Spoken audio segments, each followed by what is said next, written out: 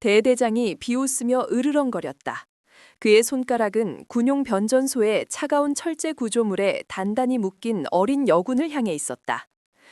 네 애비가 널 구할 수 있을 것 같아, 이년아. 박수와 이병은 입술을 깨물었다. 온몸은 무자비한 구타의 흔적으로 시퍼런 투성이었다. 진실이 담긴 작은 USB를 쥔 손에 힘이 들어갔다. 대대장의 손짓에 부하 하나가 주 전원 차단기 함으로 다가갔다. 그의 손이 육중한 레버 위에 얹혔다.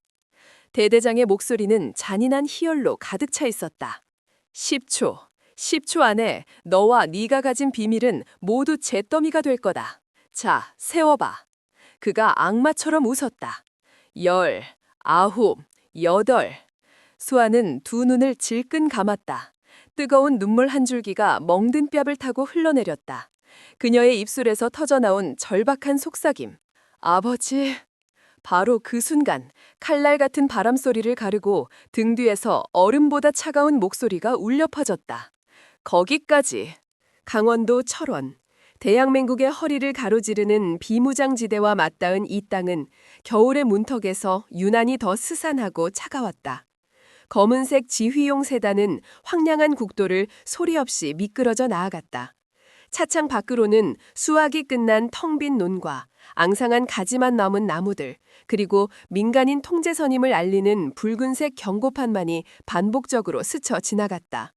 차 안의 공기는 밖의 날씨보다도 더 무겁고 서늘했다.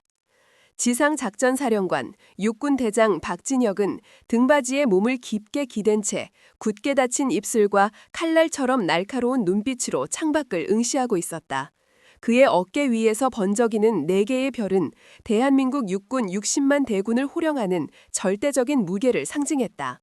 전설적인 707 특수임무대대장 시절부터 그는 적에게는 공포의 대상이자 부하들에게는 신과 같은 존재였다. 그의 이름 앞에는 늘 전쟁 영웅, 살아있는 전설이라는 수식어가 따라붙었다. 그런 그였지만 지금 그의 마음 한구석은 전장의 그 어떤 순간보다도 더 복잡한 감정으로 소용돌이치고 있었다. 옆자리에 앉은 젊은 부관이 긴장된 목소리로 보고했다. 사령관님, 10분 후 제3보병사단 백골부대 위병소에 도착할 예정입니다. 사단장에게는 예정대로 전방 철책선 동계대비 태세 현장 점검으로 보고해 두었습니다. 박진혁은 고개조차 돌리지 않은 채 나지막이 대답했다. 수고했네. 현장 점검, 그것은 표면적인 이유일 뿐이었다. 오늘 그의 진짜 목적은 단 하나였다. 그의 하나뿐인 딸, 이곳 백골부대에서 이제 갓 2등병 계급장을 단 박수아를 예고 없이 만나보는 것. 딸이 육군 사관학교가 아닌 사병으로 입대하겠다고 했을 때 그는 거품을 물고 반대했었다. 장군의 딸이라는 사실이 알려지는 순간 그 아이의 군 생활이 얼마나 험난해질지 누구보다 잘 알고 있었기 때문이었다. 하지만 제 아비를 똑 닮아 황소고집인 딸을 이길 수는 없었다. 결국 그는 절대 아버지가 누구인지 밝히지 않는다는 다짐을 받고 피눈물을 삼키며 입영통지서에 도장을 찍어주었다.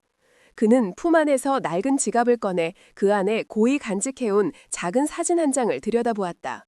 입대 전 짧게 자란 머리가 어색한 듯 웃고 있는 딸의 모습, 그 환한 미소 뒤에 숨겨진 딸의 고단함을 그는 애써 외면하고 있었다. 잘하고 있을까? 밥은 제대로 먹고 있을까? 혹시라도 누가 괴롭히지는 않을까? 대한민국 최강의 군인이라 불리는 그였지만 딸의 생각 앞에서는 한낱 평범하고 나약한 아버지가 될 뿐이었다.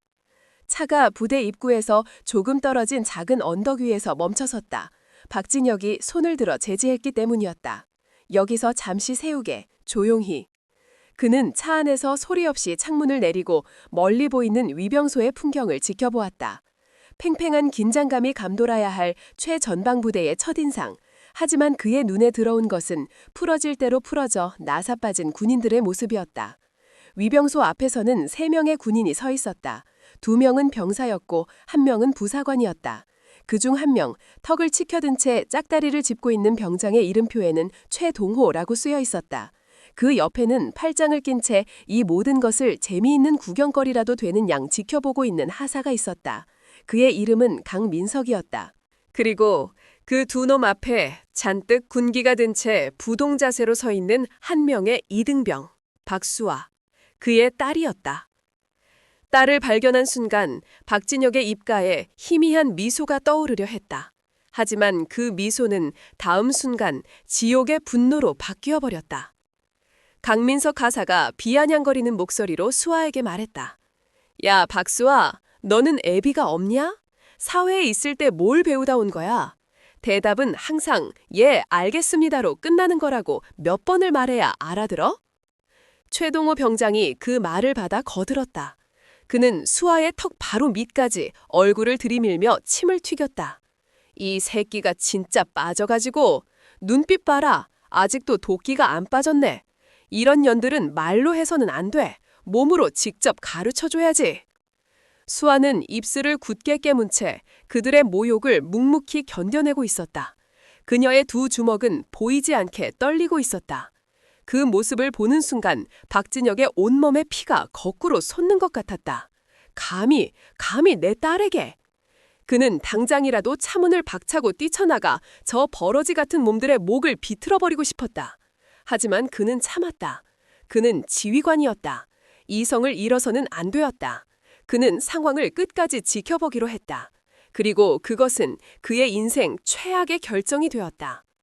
최동호 병장은 수아의 그 꿋꿋한 눈빛이 마음에 들지 않았던 모양이다. 그는 갑자기 픽 하고 웃더니 경멸이 가득한 목소리로 내뱉었다. 여자애가 군대에 기어들어왔으면 조신하게 몸이나 대줄 것이지 어디서 건방지게 눈을 똑바로 뜨고 쳐다봐. 그것은 군인을 넘어 한 명의 여성에 대한 참을 수 없는 모욕이었다. 마침내 수아의 인내심이 끊어졌다. 그녀의 입에서 얼음처럼 차가운 목소리가 터져나왔다. 그 말 취소하십시오. 그 한마디에 최동호와 강민석의 얼굴이 싹 굳었다. 감히 이등병 주제에 그것도 여자애가 자신들에게 반항을 한 것이다. 강민석 가사가 헛웃음을 터뜨렸다. 이야, 전현 저거 완전 미쳤네. 야, 최 병장, 제대로 한번 보여줘라. 여기가 어떤 곳인지. 최동호의 얼굴에 잔인한 미소가 번졌다. 그는 수아의 정강이를 군홧발로 거칠게 걷어찼다. 퍽 하는 둔탁한 소리와 함께 수아가 비명을 삼키며 무릎을 꿇었다. 하지만 그걸로 끝이 아니었다. 최동호는 쓰러진 수아의 복부를 다시 한번 인정사정 없이 걷어찼다. 수아의 입에서 고통스러운 신음이 터져나왔다. 그녀의 몸이 새우처럼 구부러진 채 바닥을 나뒹굴었다. 그 광경을 목격하는 순간 박진혁이 앉아있던 뒷좌석의 공기가 얼어붙었다. 아니, 그 공기 자체가 사라져버린 듯 절대적인 진공 상태가 되었다. 그의 손에서 고급 만년필이 우두둑 하는 소리를 내며 두 동강 났다. 그의 눈은 더 이상 인간의 눈이 아니었다. 그것은 자신의 새끼가 공격당하는 것을 목격한 최상위 포식자의 붉고 차가운 눈빛이었다. 옆자리의 부관은 공포에 질려 숨조차 제대로 쉬지 못했다. 그는 지금껏 단 한 번도 전설적인 지휘관의 이런 모습을 본 적이 없었다. 그것은 마치 폭발 직전의 핵폭탄과도 같은 모든 것을 파괴해버릴 듯한 무시무시한 분노의 응축체였다. 박진혁의 입에서 지옥의 가장 깊은 곳에서 울려나오는 듯한 낮고 차가운 목소리가 흘러나왔다. 차, 세워. 부관은 그 목소리에 담긴 살기에 온몸이 마비되는 것 같았지만 본능적으로 운전병에게 소리쳤다. 차 세워, 당장! 차가 급정거하는 소리와 함께 박진혁은 차문을 열고 밖으로 나섰다. 칼날 같은 철원의 바람이 그의 뺨을 스쳤다. 그는 천천히 그러나 산맥이 움직이는 듯한 육중한 위압감을 풍기며 위병소를 향해 걸어갔다. 강민석과 최동호는 여전히 쓰러진 수아를 보며 낄낄거리고 있었다. 그들은 자신들에게 다가오는 거대한 죽음의 그림자를 전혀 눈치채지 못했다. 최동호는 바닥에 쓰러져 헐떡이는 수아의 머리채를 잡으려고 몸을 숙였다. 바로 그 순간 그들의 등 뒤에서 그림자가 드리워졌다. 그들은 귀찮다는 듯 고개를 돌렸다. 웬 중년 남자가 그들을 향해 걸어오고 있었다. 비싼 옷차림이었지만 군인이 아닌 민간인이었다. 최동호가 짜증 섞인 목소리로 소리쳤다. 어이 아저씨, 여긴 민간인 출입금지 구역이야. 어디서 허락도 없이. 그의 말이 채 끝나기도 전에 뒤따라온 부관이 거의 비명에 가까운 목소리로 외쳤다. 그 목소리는 공포와 경악으로 찢어질 듯했다. 이놈들, 감히 누구 앞에서 함부로 짓거리는 것이냐? 저분이 바로 대한민국 지상작전 사령관 박진혁 대장님이시다.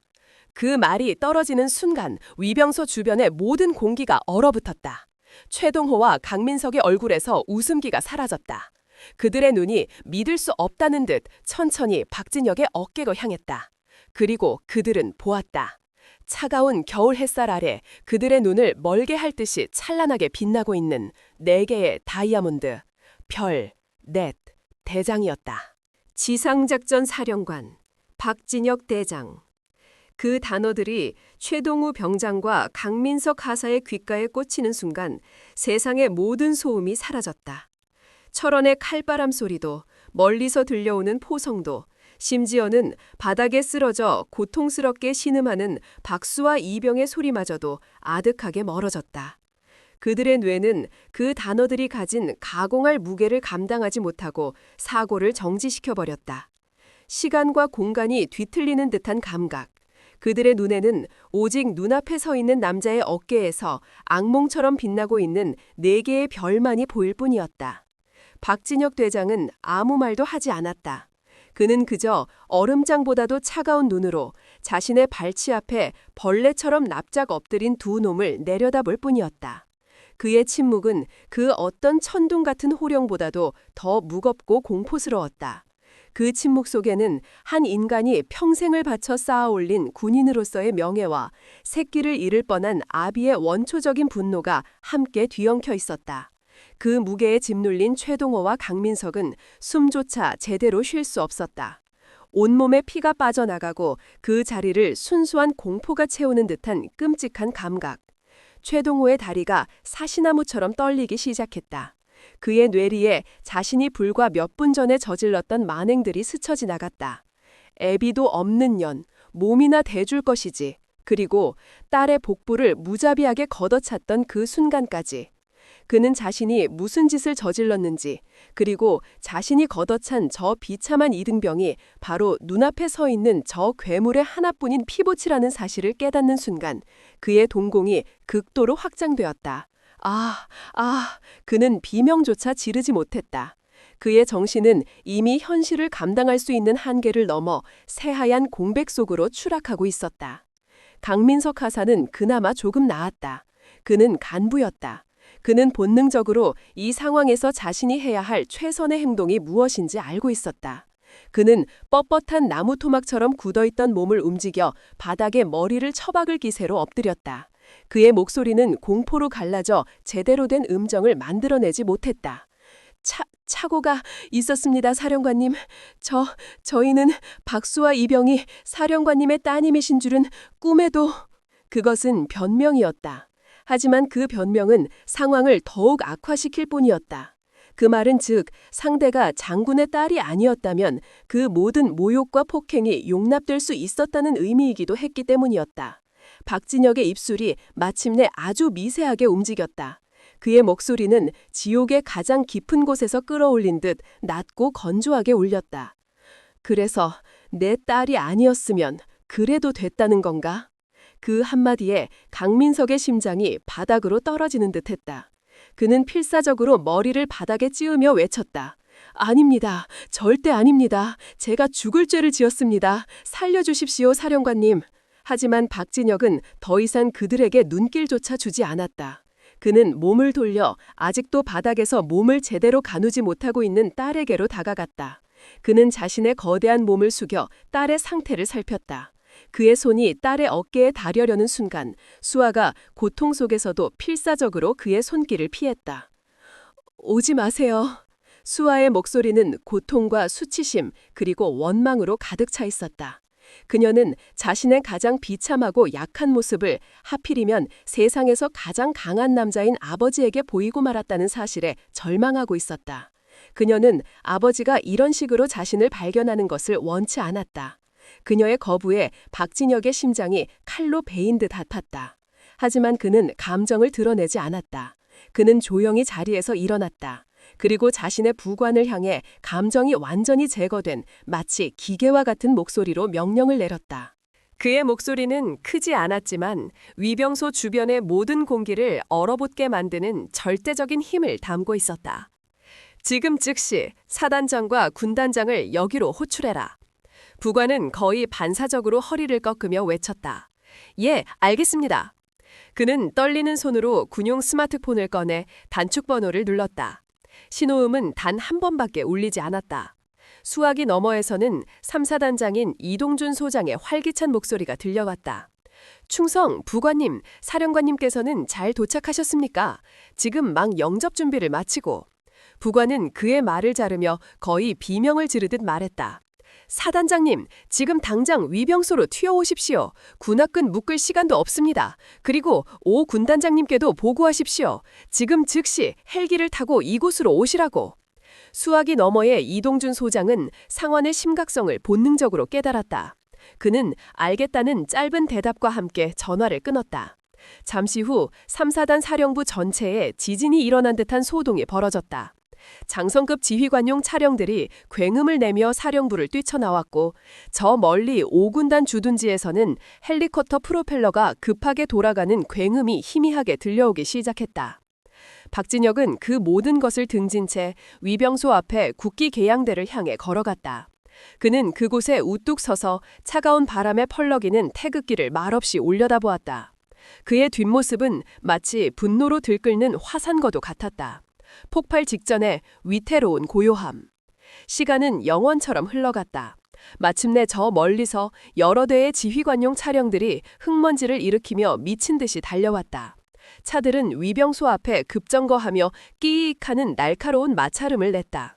가장 먼저 차에서 내린 것은 3사단장 이동준 소장이었다.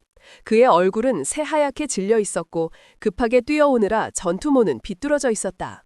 그의 뒤를 이어 참모장과 연대장, 대대장, 대대장, 그리고 중대장까지 위병소 근무와 관련된 모든 지휘계통의 장교들이 차에서 내려 거의 굴러오다시피 달려왔다.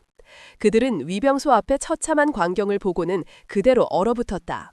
바닥에 쓰러져 있는 여군, 그리고 그 앞에 벌레처럼 엎드려 있는 하사, 병장, 그리고 그 모든 것을 압도하며 서 있는 전설 속의 지휘관 박진혁 대장의 뒷모습. 이동준 소장은 눈앞이 캄캄해지는 것을 느꼈다. 자신의 관할 구역에서, 그것도 지상작전 사령관의 눈앞에서 이런 끔찍한 일이 벌어졌다는 사실을 믿을 수가 없었다. 그가 뭐라고 입을 열기도 전에 하늘을 찢는 듯한 굉음과 함께 군단 지휘용 헬리가 위병소 상공에 나타났다. 헬기는 강력한 하강풍을 일으키며 근처 공터에 착륙했고 문이 열리기가 무섭게 5군단장 김태환 중장이 뛰어내렸다. 별 3개의 무게를 가진 그 역시 박진혁 대장 앞에서는 한낱 하급 지휘관에 불과했다. 마침내 이 사건과 관련된 모든 지휘관들이 박진혁의 앞에 모였다. 중장, 소장, 대령, 중령, 대위, 하늘의 별들이 모두 땅으로 내려온 듯한 광경이었다. 그들은 모두 약속이라도 한 듯 박진혁의 뒷모습에서 죄인처럼 고개를 숙인 채 서 있었다. 감히 먼저 말을 걸 엄두조차 내지 못했다. 마침내 박진혁이 천천히 몸을 돌렸다. 그의 눈빛과 마주친 순간 김태환 중장과 이동준 소장은 자신들도 모르게 몸을 움찔했다. 그것은 인간의 눈빛이 아니었다. 모든 감정이 사라진 오직 차가운 분노와 살기만 남은 야수의 눈빛이었다. 박진혁의 목소리가 울려 퍼졌다. 김태환 중장. 예, 사령관님. 김태환 중장이 허리를 90도로 꺾으며 외쳤다. 이동준 소장. 예, 사령관님. 이동준 소장의 목소리는 거의 울먹임에 가까웠다. 박진혁은 바닥에 쓰러져 있는 자신의 딸을 손가락으로 가리켰다. 저 아이가 누군지 아는가? 몰랐습니다. 정말 몰랐습니다, 사령관님. 이동준 소장이 필사적으로 변명했다. 박진혁은 그의 변명을 들은 채도 하지 않았다. 상관없다. 내 딸이든 아니든, 이 나라의 아들이든 딸이든, 군복을 입은 대한민국 군인이, 그것도 최전방을 지키는 부대의 위병소에서 저런 버러지 같은 놈들에게 짓밟히고 있었다. 그런데 너희들은, 지휘관이라는 너희들은 지금까지 눈뜬 장님처럼 뭘 하고 있었나? 그의 목소리는 조용했지만 그 자리에 있는 모든 지휘관들의 심장을 꿰뚫는 비수와도 같았다. 아무도 대답하지 못했다. 박진혁은 다시 바닥에 엎드려 있는 최동호와 강민석을 가리켰다. 저 두 놈의 직속 상관 전부 앞으로 나와. 중대장과 소대장이 사색이 된 얼굴로 앞으로 나섰다. 그들의 다리는 통제 불능 상태로 떨리고 있었다. 박진혁의 명령은 짧고 단호했다. 저 두 놈, 그리고 저 두 놈의 직속 상관인 너희들까지 지금 이 시간부로 전원 보직 해임한다. 보직 해임. 그것은 군인에게 내려줄 수 있는 가장 치욕스러운 징계 중 하나였다. 그리고 저 두 버러지는 군형법이 정한 가장 무거운 처벌을 받게 될 거다. 내가 직접 그렇게 만들겠다. 그는 마지막으로 김태환 군단장과 이동준 사단장을 번갈아 보았다. 지금부터 3, 4단 전체에 대한 무기한 특별 전투준비 태세 검열을 실시한다. 단장과 부단장은 내가 직접 맡겠다. 내가 만족할 때까지 너희들은 단 하루도 잠잘 생각하지 마라. 그의 선언은 사형 선고와도 같았다. 3, 4단 전체가 통째로 뒤집어지게 생긴 것이다. 이에 있는 사람 있나? 아무도 없었다. 아니, 감히 있을 수가 없었다. 박진혁은 모든 명령을 내린 후 부관에게 다가가 마지막으로 말했다. 의무 헬기를 불러라. 내 딸을 수도 병원으로 이송한다. 그리고 내가 이 지옥을 전부 정리할 때까지 그 누구도 내 딸과 접촉하지 못하게 해라. 이것은 아버지로서의 내 마지막 명령이다. 그의 목소리 끝이 아주 미세하게 떨리고 있었다. 그것은 그가 오늘 처음으로 보인 인간적인 감정의 편린이었다. 거대한 태풍이 모든 것을 집어삼키기 시작했다. 그리고 그 태풍의 눈 한가운데에는 딸을 잃을 뻔한 한 마리 성난 호랑이가 서 있었다. 박진혁 대장의 마지막 명령이 떨어지는 순간 제3보병사단 위병소 앞 공기는 완전히 다른 차원의 것으로 변해버렸다. 이전까지가 폭풍전야의 긴장강이었다면 지금부터는 모든 것을 파괴하고 집어삼키는 진짜 태풍의 시작이었다. 그의 말 한마디 한마디는 단순한 명령이 아니었다. 그것은 군의 지휘체계 자체를 뒤흔드는 거대한 지각 변동의 서막이었다. 가장 먼저 움직인 것은 대장의 부관이었다. 그는 지휘관이 내린 모든 명령을 단 하나의 오차도 없이 수행하기 위해 기계처럼 움직였다. 그의 손간에 지휘통제실 연결이라는 단축 번호를 누르자마자 대한민국 군의 모든 신경망이 집중된 지상작전사령부의 거대한 스크린에 비상이 걸렸다. 현 시간부로 지상작전사령관 직관명령을 하달한다. 제3보병사단 전 부대는 즉시 진돗개 하나에 준하는 최고 수준의 비상경계태세에 돌입한다. 모든 장병의 휴가, 외박, 외출을 전면 통제하고 전 지휘관은 즉시 지휘소로 복귀하여 명령을 대기하라. 또한 육군본부 감찰실과 헌병감실에 명령한다. 사령관 직속의 특별 전투준비태세 검열단을 즉시 구성하여 1시간 내로 3, 4단으로 출동 준비를 완료하라. 부관의 목소리는 위성통신망을 타고 대한민국 전역의 육군 부대로 번개처럼 퍼져나갔다. 평화롭던 주말 오후 일과를 마치고 휴식을 취하던 수많은 부대들이 순식간에 비명과 고함 그리고 군화 소리로 가득 찼다. 지상작전사령관 직권명령. 그것은 전쟁 발발 직전에나 들을 수 있는 감히 그 누구도 거역할 수 없는 절대적인 무게를 가진 명령이었다. 수많은 장교와 병사들은 무슨 일이 일어났는지 전혀 알지 못한 채 본능적으로 전투복을 꿰어 입고 무기고로 달려갔다. 대한민국 육군이라는 거대한 기계가 박진혁이라는 단 한 사람의 의지에 따라 일사불란하게 움직이기 시작한 것이다. 위병소 현장은 그야말로 아비규환이었다. 거기 너 당장 의무병 불러와 들것 준비하고 헬기 착륙 지점 확보해. 통신병 4단 사령부 전체에 비상을 발령해 모든 참모들 5분 내로 연병장에 집합하라고 전해. 이동준 사단장은 넋이 나간 사람처럼 허공을 보다가 정신을 차린 듯 미친 사람처럼 소리를 지르며 뛰어다녔다.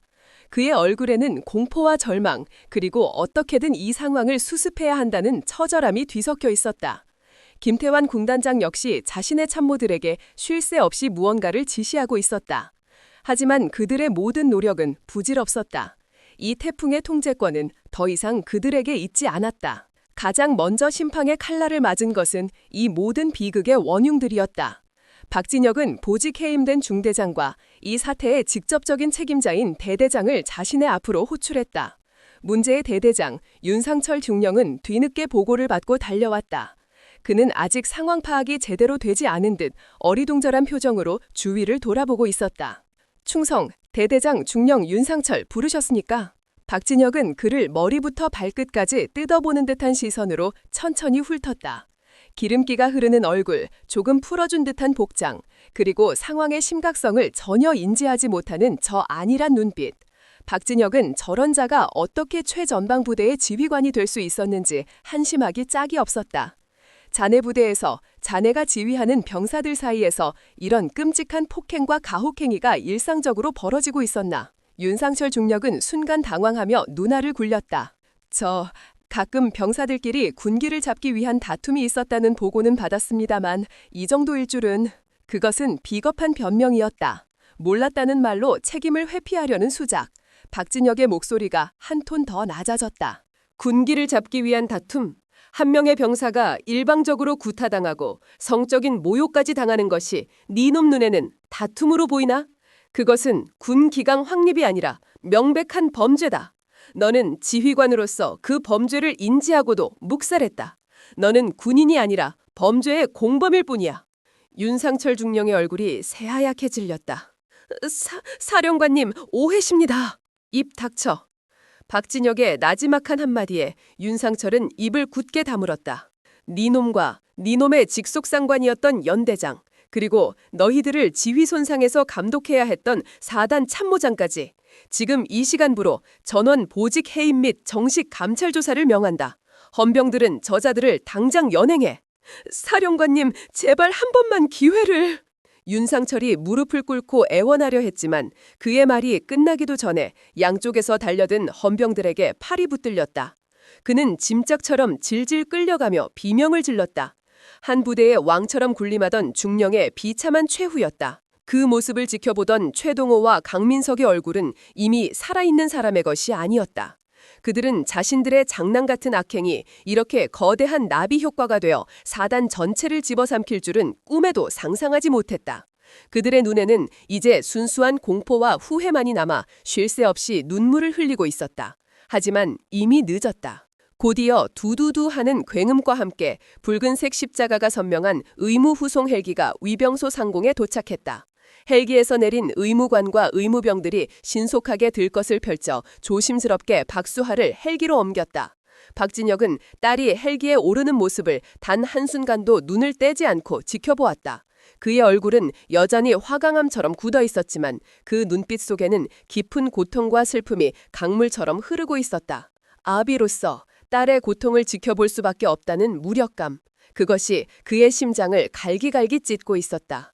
헬기가 하늘로 솟아올라 시야에서 사라지자 박진혁은 다시 냉혹한 지휘관의 모습으로 돌아왔다. 그는 현장에 남아있는 모든 지휘관들을 돌아보며 선언했다. 지금부터 내가 직접 3, 4단을 해집어 놓겠다.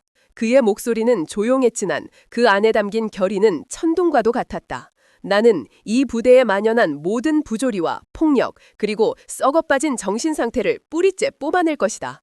병사 한 명 한 명을 모두 직접 면담하고 모든 서류와 물자를 직접 확인할 것이다. 단 하나의 거짓과 은폐도 용납하지 않는다.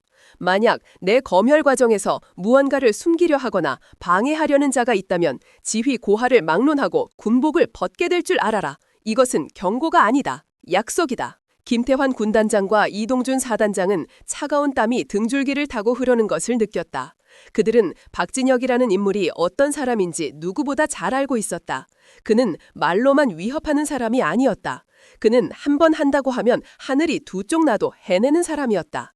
이제 3, 4단은 아니 5분단 전체는 진짜 지옥을 경험하게 될 터였다. 박진혁이 선포한 특별 겸열은 상상을 초월하는 수준으로 진행되었다. 그는 정말로 잠을 자지 않았다. 밤낮을 가리지 않고 4단 예하의 모든 대대와 중대를 직접 방문했다. 그는 지휘관 보고를 받기 전에 항상 최말단 병사들의 생활관여 먼저 찾았다.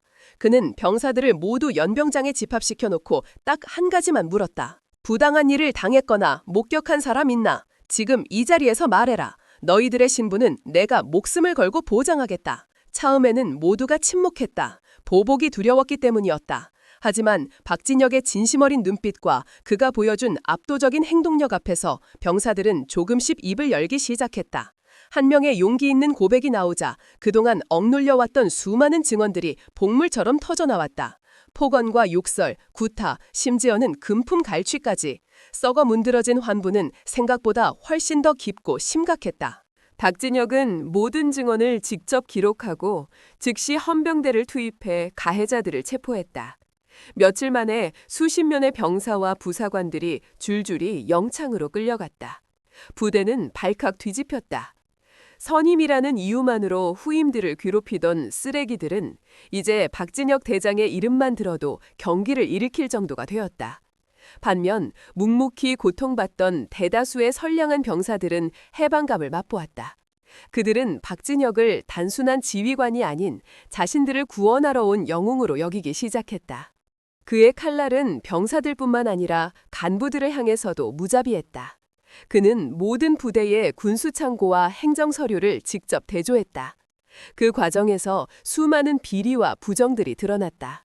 유류를 빼돌린 수송관, 부식비를 횡령한 보급관, 그리고 훈련 성과를 허위로 보고한 작전 장교까지. 그의 날카로운 눈을 피할 수 있는 사람은 아무도 없었다. 매일 아침 사단 게시판에는 새로운 보직 해임 및 징계위원회 회부 명단이 나붙었고 3, 4단 장교들은 자신들의 이름이 언제 올라갈지 모른다는 공포에 떨어야만 했다. 박진혁 대장이 3, 4단에 몰고 온 지진은 군 전체를 뒤흔드는 거대한 경종이 되었다. 그의 무자비하고 철저한 검열 방식은 분명 많은 저항과 반발을 불러일으켰지만 동시에 군이 스스로 정화될 수 있다는 희망을 보여주기도 했다. 하지만 그 거대한 지진의 한가운데에서 정작 가장 큰 상처를 입고 고립되어가는 한 사람이 있었다. 그 모든 것의 시작점이자 박진혁이 그토록 지키고 싶어 했던 그의 딸 박수아였다. 그녀를 위한 아버지의 분노는 역설적으로 그녀를 더 깊은 지옥으로 몰아넣고 있었다. 국군수도병원 1인 특실. 창밖으로는 잘 가꾸어진 병원 정원의 평화로운 풍경이 보였지만 박수아의 마음은 황량한 전쟁터와도 같았다. 푹신한 침대와 깨끗한 시트, 영양사가 세심하게 짠 식단과 최고의 의료진.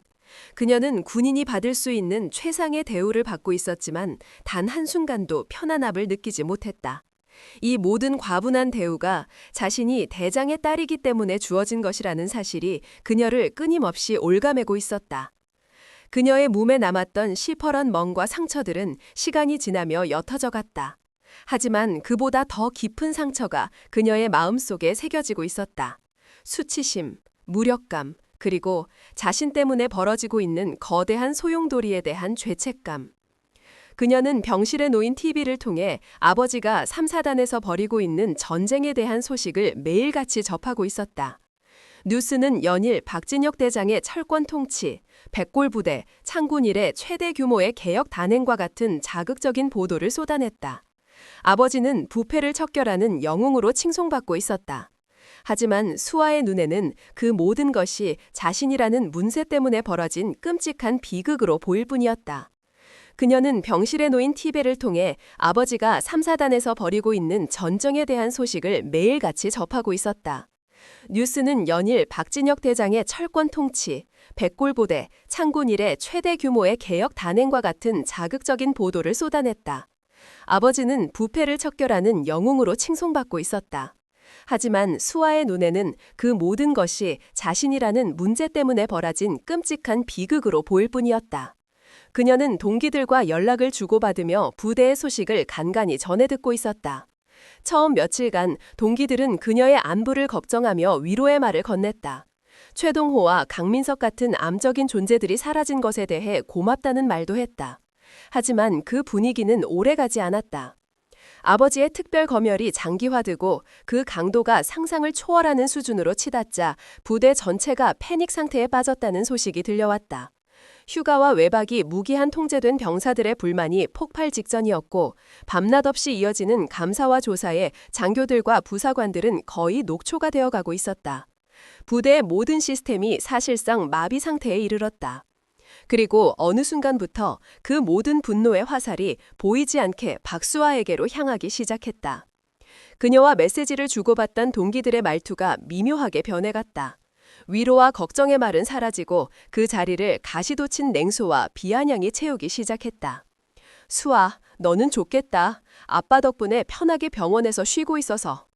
네 덕분에 우리 부대 아주 작살나고 있다. 고맙다 진짜. 역시 공주님은 다르시네. 이등병 하나 때문에 사단 전체가 무릎을 꿇으니 말이야.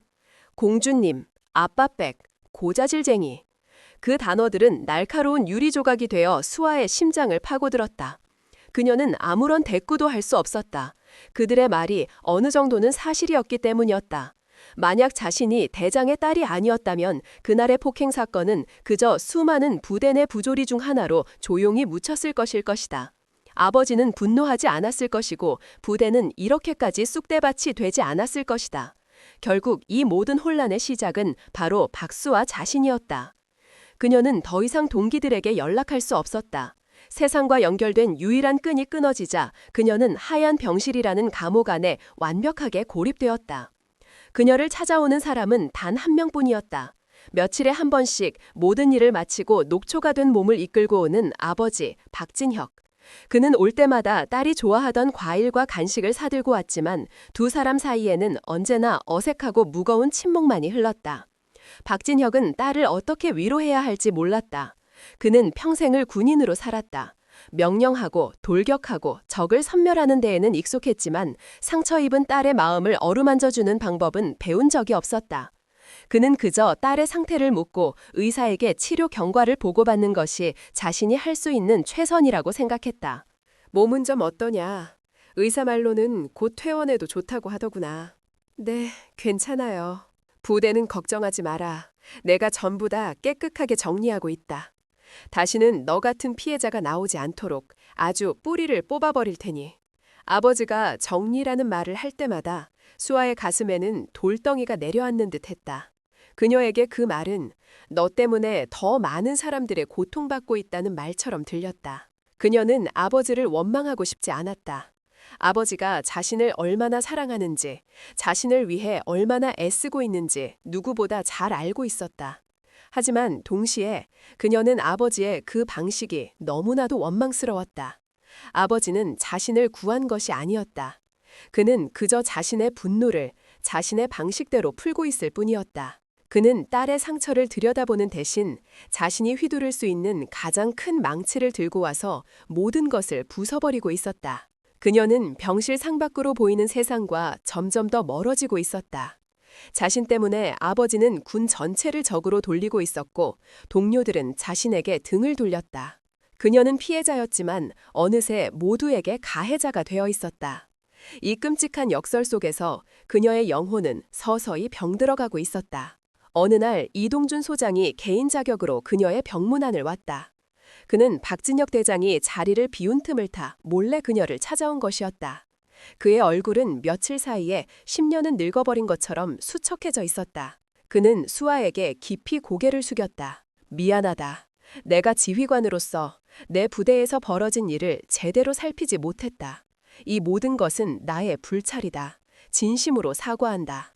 그의 진심 어린 사과에 수아는 오히려 더 큰 죄책감을 느꼈다. 그는 씁쓸한 미소를 지으며 말을 이었다. 하지만 수아 양, 아니 박이병, 자네 아버님께 사령관님께 조금만 속도를 늦춰달라고 말해줄 수는 없겠나. 나 또한 이번 기회에 부대의 모든 부조리를 뿌리 뽑고 싶네. 하지만 지금 사령관님의 방식은 마치 태풍과도 같아서 썩은 나무뿐만 아니라 이제 막 자라나는 어린 싹들까지 모조리 뽑아버리고 있네. 선량한 대다수의 장병들이 너무나도 큰 고통을 받고 있어. 부대의 사기는 바닥으로 떨어졌고 지휘체계는 거의 붕괴 직전이야. 이러다가 정말 돌이킬 수 없는 일이 벌어질까 두렵네. 그의 목소리에는 간절함이 묻어 있었다.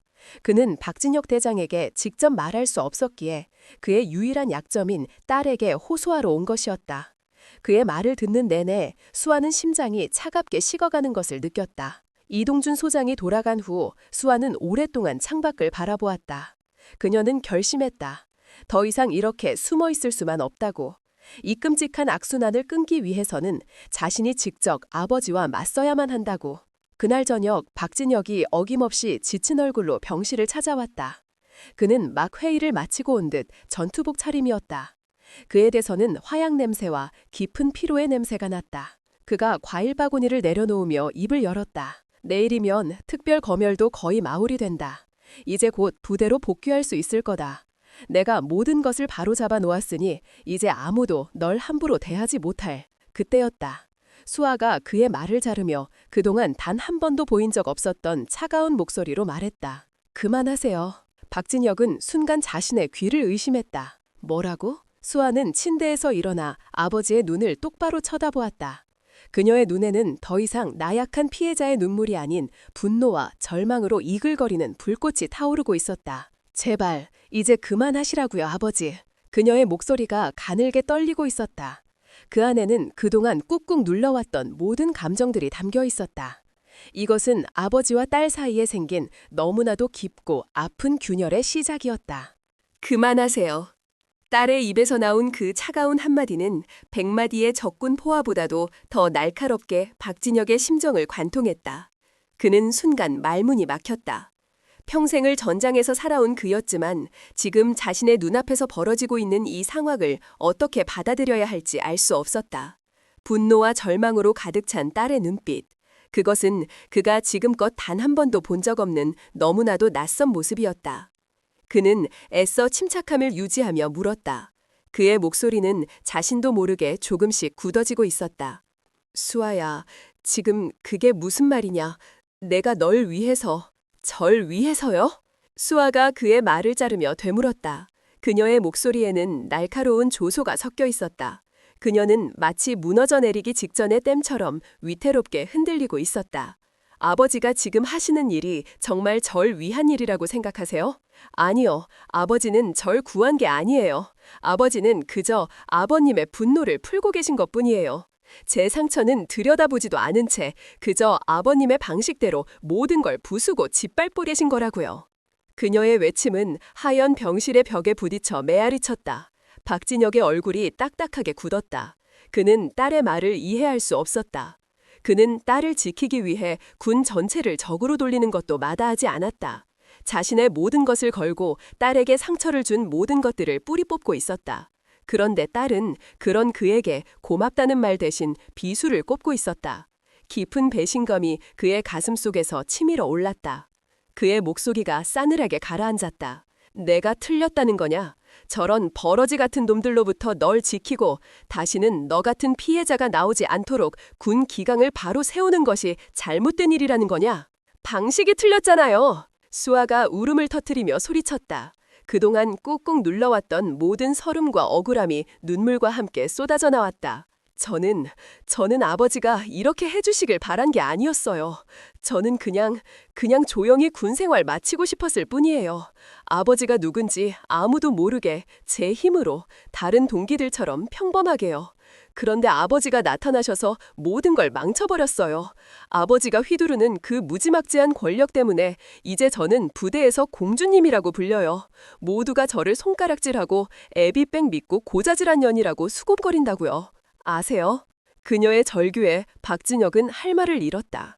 그는 전혀 생각하지 못했던 부분이었다.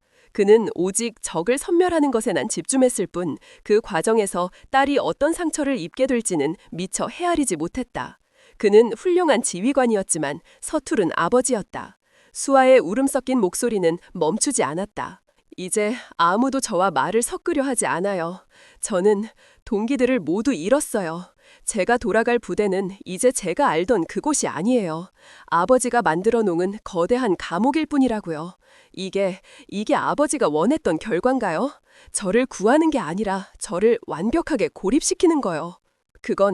그건 시간이 지나면 모두가 알아줄 거다. 내가 옳았다는 것을, 그리고 너는 아무 잘못이 없다는 것을. 박진혁이 힘겹게 대답했지만 그 말은 더 이상 수아에게 아무런 위로가 되지 못했다. 시간이요? 그 시간이 흐르는 동안 저는 어떻게 살아가야 하는데요? 아버지는 그냥 명령만 내리고 떠나면 그만이지만 저는 그곳에서 살아가야 하는 사람이에요. 다른 병사들의 따가운 시선과 끝없는 수군거림 속에서 어떻게 제가 버틸 수 있을 거라고 생각하세요? 그녀의 절규에 박진혁은 할 말을 잃었다. 그는 오직 저를 구하는 게 아니라 저를 완벽하게 고립시키는 거요. 그건 시간이 지나면 모두가 알아줄 거다. 내가 옳았다는 것을, 그리고 너는 아무 잘못이 없다는 것을. 박진혁이 힘겹게 대답했지만 그 말은 더 이상 수아에게 아무런 위로가 되지 못했다. 시간이요? 그 시간이 흐르는 동안 저는 어떻게 살아가야 하는데요? 아버지는 그냥 명령만 내리고 떠나면 그만이지만 저는 그곳에서 살아가야 하는 사람이에요. 다른 병사들의 따가운 시선과 끝없는 수근거림 속에서 어떻게 제가 버틸 수 있을 거라고 생각하세요? 그녀는 고개를 저으며 뒷걸음질 쳤다. 마치 아버지가 괴물이라도 되는 것처럼. 아버지는 절 구한 게 아니에요. 아버지는 제 인생을 망치셨어요. 그 마지막 한마디, 제 인생을 망치셨어요. 그 말이 박진혁의 마지막 남은 이성의 끈을 끊어버렸다. 그는 평생을 딸을 위해 헌신해왔다고 생각했다. 단 한 번도 딸의 행복 이외의 것을 바란 적이 없었다. 그런데 그런 딸이 자신의 인생을 망쳤다고 말했다. 그의 가슴 속에서 억누르고 있던 분노와 슬픔, 그리고 배신감이 한꺼번에 폭발했다. 그의 입에서 평생 단 한 번도 딸에게 해본 적 없는 찬둥 같은 고함이 터져나왔다. 닥치지 못해! 그의 목소리는 너무나도 위압적이어서 병실의 유리창이 덜덜 떨릴 정도였다. 수아는 공포에 질려 그 자리에 얼어붙었다. 그녀의 눈앞에 서 있는 것은 더 이상 아버지가 아니었다. 수만 대군을 호령하는 냉혹한 지휘관 박진혁 대장이었다. 박진혁은 성큼성큼 딸에게 다가갔다. 그의 눈은 분노로 붉게 충혈되어 있었다. 너는 아직 세상을 몰라. 군대라는 조직이 어떤 곳인지, 이 아비가 어떤 마음으로 너를 지키려 했는지 너는 아무것도 몰라. 철없는 투정은 그만 부려라. 너는 군인이다. 군인이 되었으면 군인답게 생각하고 행동해. 언제까지 아비 품에 안긴 어린애처럼 굴 텐가. 그의 말은 날카로운 채찍이 되어 수아의 마음을 후려쳤다. 그는 딸의 아픔을 이해하려 하지 않았다. 그는 그저 자신의 논리를, 지휘관의 논리를 딸에게 강요하고 있을 뿐이었다. 지금 당장 퇴원 준비해. 내일부로 부대로 복귀한다. 가서 네 눈으로 직접 봐라. 내가 너를 위해 무엇을 바꾸어 놓았는지. 그리고 증명해 보여라. 네가 더 이상 나약한 피해자가 아니라 이 모든 것을 이겨낼 수 있는 강한 군인이라는 것을. 이것은 아버지로서의 부탁이 아니다. 너의 직속 상관으로서 내리는 명령이다. 그 말을 끝으로 박진혁은 뒤도 돌아보지 않고 병실을 나가버렸다. 쾅 하는 소리와 함께 문이 닫혔다. 병실 안에는 차갑게 식어버린 공기와 모든 것을 잃어버린 사람처럼 망연자실하게 서 있는 수아만이 홀로 남았다. 그녀의 뺨을 타고 흐르던 눈물은 이미 모두 마른 지 오래였다. 그녀의 텅 빈 눈동자에는 더 이상 슬픔이나 분노 같은 감정은 남아있지 않았다. 오직 깊이를 알 수 없는 절망과 아버지에 대한, 그리고 세상 전체에 대한 차가운 원망만이 자리 잡고 있었다. 그날 이후 아버지와 딸은 다시는 서로를 찾지 않았다. 그들의 관계는 가장 사랑했기에 서로에게 가장 깊은 상처를 남긴 채 그렇게 얼어붙어 버렸다. 박진혁은 자신의 신념대로 개혁의 칼날을 계속 휘둘렀지만 그의 마음 한구석은 텅 비어버린 듯한 공허함으로 가득 찼다. 그는 전쟁에서는 이기고 있었지만 정작 가장 소중한 것을 잃어가고 있었다. 그리고 그 사실을 그는 애써 외면하고 있었다. 박진혁 대장이 제3사단에 몰고 온 피해 숙청은 군 내부를 넘어 대한민국 전체를 뒤흔드는 거대한 이슈가 되었다. 처음에는 그의 철권 통치에 환호하던 여론도 검열이 장기화되고 그 범위가 군 전체로 확대될 조짐을 보이자 조금씩 다른 목소리를 내기 시작했다. 특히 보수적인 예비역 장성단체와 군과 밀접한 관계를 맺고 있는 일부 정치 세력을 중심으로 우려와 비판이 터져나왔다. 그들의 논리는 교묘했다. 군 기강 확립이라는 대의에는 동의하지만 한 사람의 지휘관이 사적인 감장을 앞세워 군 전체를 뒤흔드는 것은 월권 행위라는 것이었다. 북의 위협이 상존하는 상황에서 과도한 내부 숙청은 군의 전투력을 약화시키고 군심을 이반시킬 뿐이라는 주장도 힘을 얻었다. 그 배후에는 이번 사태로 직간접적인 타격을 입은 수많은 세력들의 조직적인 반격이 도사리고 있었다. 박진혁의 칼날이 단순히 부패한 군인 몇몇을 넘어 그들과 복잡하게 얽혀있던 정치적, 경제적 카르텔의 심장부를 겨누고 있다는 것을 깨달은 그들이 이제 자신들의 생존을 위해 뭉치기 시작한 것이다. 적들의 반격은 언론을 통해 시작되었다. 어느 날 아침 보수 성향의 한 유력 일간지에 날카로운 제목의 칼럼이 실렸다. 영웅인가 독재자인가 박진혁 대장의 위험한 폭주. 칼럼은 박진혁의 과거 영웅적인 행적을 인정하면서도 현재 그가 보여주고 있는 모습은 정의 구현이 아닌 사적 보복에 가깝다고 신랄하게 비판했다. 특히 딸의 문제를 해결하기 위해 군 전체를 볼모로 잡고 있다는 점을 집중적으로 부각했다. 교묘하게 사실과 거짓을 뒤섞은 칼럼은 박진혁을 대의를 위해 자신을 희생하는 영웅에서 자신의 가족을 위해 군을 사유화하는 위험한 인물로 둔갑시키고 있었다. 이 칼럼을 시작으로 약속이라도 한 듯이 비슷한 논조의 기사들이 여러 매체를 통해 쏟아져 나왔다. 익명의 군 관계자를 인용한 인터뷰에서는 박진혁의 독선적인 지휘 스타일과 과도한 개혁 드라이브 때문에 야전 지휘관들의 불만이 극에 달했다는 내용이 흘러나왔다. 그의 개혁은 군을 위한 것이 아니라 자신의 권력을 강화하기 위한 수단이라는 음모론까지 제기되었다. 여론은 서서히 흔들리기 시작했다. 박진혁을 영웅으로 칭송하던 목소리는 줄어들고 그의 행보에 의문을 제기하는 목소리가 점점 커져갔다. 이 모든 것을 지켜보는 박진혁의 마음은 착잡했다. 그는 오직 군을 바로 세우겠다는 신념 하나로 달려왔지만 세상은 그의 진심을 너무나도 쉽게 왜곡하고 있었다. 딸과의 갈등으로 텅 비어버린 그의 가슴에 이제는 세상에 대한 깊은 환멸감마저 쌓여가고 있었다. 그리고 마침내 정치권의 압력이 실체적인 힘이 되어 그의 목을 조여오기 시작했다. 그가 단행한 숙청 작업으로 인해 직격탄을 맞은 국방위원회의 한 야당 의원이 국회 본회의에서 공식적으로 문제를 제기하고 나섰다. 지상작전 사령관의 도를 넘는 월권 행위를 더 이상 묵과할 수 없습니다. 국방부 장관은 즉시 박진혁 대장을 지휘 해제하고 이번 사태의 진상을 밝히기 위한 국정조사를 실시해야 합니다. 그의 외침은 여야를 막론하고 상당한 지지를 얻었다. 박진혁의 개혁이 군 내부의 많은 기득권 세력들의 심기를 건드렸기 때문이었다. 상황이 이렇게 되자 청와대와 국방부도 더 이상 그의 편을 들어줄 수 없는 지경에 이르렀다. 그들에게는 군의 개혁보다 당장의 정치적 안정이 더 중요했다. 결정타는 그가 가장 믿었던 사람에게서 날아왔다. 합참의장이었다. 주말 오후 박진혁은 합참의장실로 긴급 호출되었다. 합참의장의 얼굴은 그 어느 때보다도 굳어 있었고 그의 눈에는 깊은 고뇌와 실망감이 뒤섞여 있었다. 박 장군, 미안하네. 나도 자네의 충정을 믿어 의심치 않네만 더 이상은 안 되겠네. 그는 책상 위에 놓인 서류 한 장을 박진혁에게 내밀었다. 그것은 국방부 장관과 합참의장의 이름으로 박진혁에게 하달하는 공식 명령서였다. 명령. 현 시간부로 제3보병사단에 대한 특별 전투준비태세 검열을 즉시 중단하고 모든 검열단 인원을 원소속 부대로 복귀시킬 것. 지상작전사령관은 본연의 임무에 복귀하여 더 이상의 군내 갈등을 유발하는 행위를 중단할 것. 그것은 사실상의 항복 명령이었다. 박진혁의 손이 명령서를 쥔 채 부들부들 떨렸다. 그의 눈이 불타는 듯한 분노로 이글거렸다. 이게 무슨 뜻입니까, 의장님? 지금 저더러 모든 것을 멈추고 물러서라는 말씀이십니까? 이제 겨우 썩은 뿌리의 실체를 발견하기 시작했는데. 합참의장은 고개를 저으며 쓴웃음을 지었다. 뿌리, 박 장군.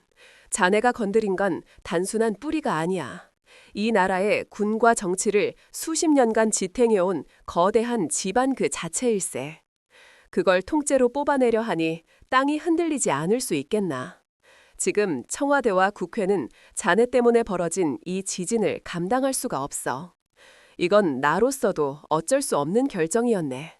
그깟 정치 논리 때문에 정의를 지장하라는 말씀이십니까? 박진혁이 포효하듯 외쳤다. 그의 외침에 합참의장실의 공기가 팽팽하게 떨렸다. 합참의장은 그런 그를 안타까운 눈으로 바라보았다. 박 장군, 자네는 최고의 군인이지만 서투른 정치인이야. 때로는 칼을 칼집에 넣을 줄도 알아야 하는 법일세. 자네가 계속 이 칼을 휘두르면 결국 부러지는 것은 자네의 칼이 될 걸세.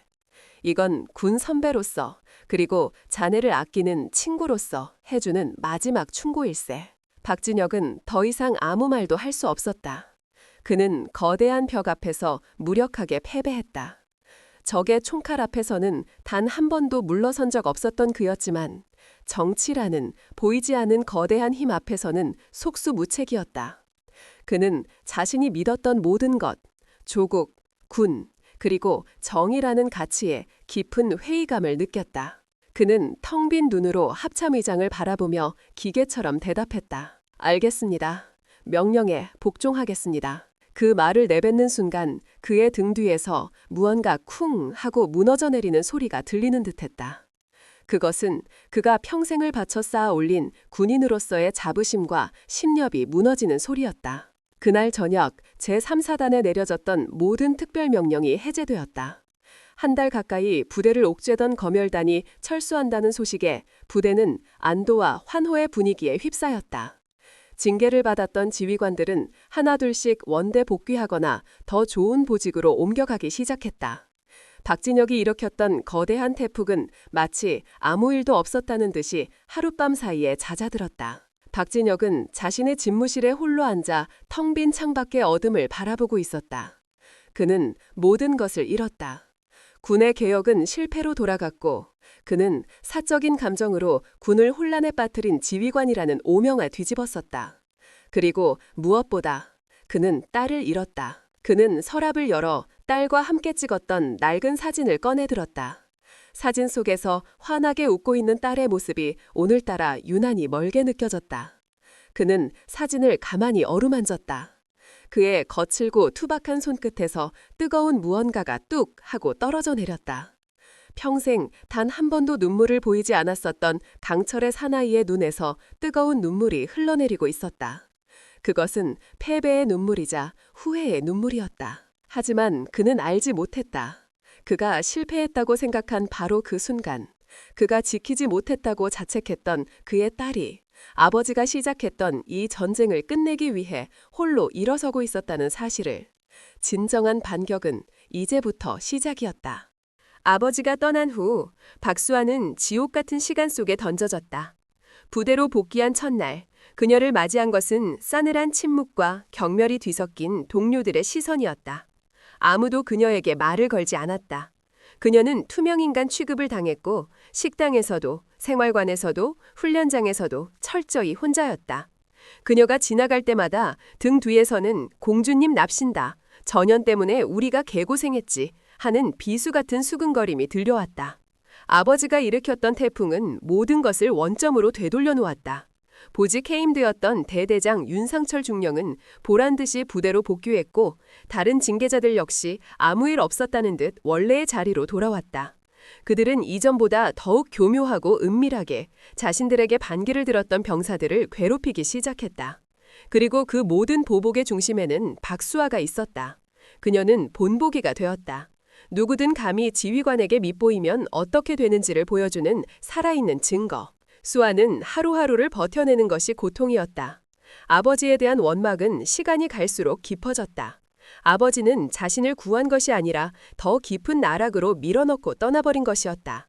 하지만 그 원망의 이면에는 자신 때문에 아버지가 몰락했다는 죄책감이 무겁게 자리 잡고 있었다. 아버지가 군 전체로부터 비난받고 결국 모든 것을 멈춰야만 했다는 뉴스를 접했을 때 그녀는 가슴이 찢어지는 듯한 아픔을 느꼈다. 결국 자신은 아버지에게 짐만 되어버린 쓸모없는 딸일 뿐이었다. 절망의 가장 깊은 바닥에서 인간은 때로 가장 강한 힘을 발휘하는 법이다. 어느 날 밤 모두가 잠든 생활관에서 홀로 잠 못 이루고 뒤척이던 수아의 머릿속에 문득 하나의 의문이 스쳐 지나갔다. 도대체 왜 윤상철 대대장은 그토록 최동호와 강민석을 감쌌던 것일까? 단순히 그들이 말을 잘 듣는 부하였기 때문에? 아니면 자신들의 부패를 덮기 위해? 그것만으로는 설명이 부족했다. 박진혁 대장이라는 거대한 태풍 앞에서도 끝까지 그들을 비호하려 했던 데에는 분명 그 이상의 무언가가 있을 터였다. 그리고 아버지는 왜 그렇게 무력하게 물러서야만 했을까? 아버지를 굴복시킨 그 거대한 힘의 정체는 무엇일까? 그녀는 문득 깨달았다. 아버지는 전쟁에서 패배한 것이 아니었다. 그는 단지 적의 실체를 제대로 파악하지 못했을 뿐이었다. 아버지는 눈에 보이는 폭력이라는 증상만을 제거하려 했을 뿐 그 폭력을 만들어낸 진짜 병의 원인은 찾아내지 못했다. 내가 찾아내야 해. 그 생각이 뇌리를 스치는 순간 수아의 눈에 아주 오랜만에 희미한 빛이 돌아왔다. 이것은 더 이상 아버지의 전쟁이 아니었다. 이것은 그녀 자신의 전쟁이었다. 아버지가 시작했지만 끝내지 못한 이 싸움을 이제는 자신이 끝내야만 했다. 무력한 피해자로서가 아니라 진실을 밝히려는 한 명의 군인으로서. 그녀는 아버지에게 보여주고 싶었다. 자신이 더 이상 철없는 어린애가 아니라는 것을, 그리고 아버지가 틀리지 않았다는 것을. 그녀는 그날부터 아무도 모르게 자신만의 조사를 시작했다. 그녀는 더 이상 사람들의 시선을 피하지 않았다. 오히려 그들의 대화를 유심히 엿들었고 부대의 모든 동향을 면밀히 관찰했다. 그녀는 자신의 존재를 무기 삼았다. 모두가 그녀를 대장의 딸이라 여기며 경계하고 무시했기에 오히려 그녀는 그들의 감시망 밖에서 자유롭게 움직일 수 있었다. 그녀는 아버지에게 보여주고 싶었다. 자신이 더 이상 철없는 어린애가 아니라는 것을, 그리고 아버지가 틀리지 않았다는 것을. 그녀는 먼저 자신과 비슷한 피해를 입었던 다른 병사들을 은밀히 접촉했다. 처음에는 모두가 입을 닫았지만 그녀의 진심 어린 설득과 이대로는 아무것도 바뀌지 않는다는 절박한 호소에 조금씩 마음을 열기 시작했다. 그들의 증언을 통해 그녀는 최동호와 강민석이 단순한 불량 군인이 아니라 부대 내에서 조직적으로 활동하는 무언가의 핵심이었다는 사실을 어렴풋이 짐작하게 되었다. 결정적인 단서는 의외의 곳에서 나왔다. 한 행정병은 최동호가 유독 부대 시설 공사와 관련된 서류에 자주 손을 댔으며 강민석은 주말마다 부대 밖의 특정 건설 자재 업체 사람들과 만나는 것을 목격했다고 증언했다. 건설 자재? 퍼즐 조각들이 조금씩 맞춰지기 시작했다. 수아의 머릿속에 하나의 가설이 세워졌다. 만약 윤상철 대대장이 군부대 시설 공사와 관련하여 비리를 저지르고 있었고 최동호와 강민석이 그 비자금을 관리하는 하수인이었다면 모든 것이 아귀가 맞아떨어졌다. 이제 필요한 것은 증거였다. 그녀는 대대장실을 목표로 삼았다. 아버지가 단행했던 특별 검열 기간 동안 윤상철의 사무실은 임시로 폐쇄되고 봉인되어 있었다. 검열이 중단되면서 봉인은 해제되었지만 아직 그는 자신의 사무실로 돌아오지 않고 있었다. 지금이 유일한 기회였다. 어느 평일 오후 부대원 대부분이 대규모 전술훈련으로 연병장을 비운 틈을 타 수아는 조심스럽게 본관 건물로 잠입했다. 심장이 미친 듯이 뛰었지만 그녀의 발걸음은 망설임이 없었다. 그녀는 행정병으로 근무했던 경험을 살려 감시 카메라의 사각지대를 이용해 대대장실 앞에 도착했다. 문은 굳게 잠겨 있었다. 그녀는 주머니에서 미리 준비해온 얇은 철사와 클립을 꺼냈다. 어렸을 때 장난처럼 아버지에게서 배웠던 자물쇠 따기 기술이었다. 그때는 그저 재미있는 놀이였지만 지금은 그녀의 운명을 가를 유일한 열쇠가 되었다. 딸깍. 몇 번의 시도 끝에 마침내 자물쇠가 풀리는 경쾌한 소리가 들렸다. 그녀는 조심스럽게 문을 열고 안으로 들어갔다. 대대장실 안은 먼지가 자욱하고 어두웠다. 그녀는 시간을 지체할 수 없었다. 그녀의 직감은 책상이나 캐비닛 같은 뻔한 곳이 아닌 가장 예상치 못한 곳을 가리키고 있었다. 그녀는 사무실을 샅샅이 뒤지기 시작했다. 책상 서랍, 파일 캐비닛, 심지어는 벽에 걸린 액자 뒤까지. 하지만 아무것도 나오지 않았다.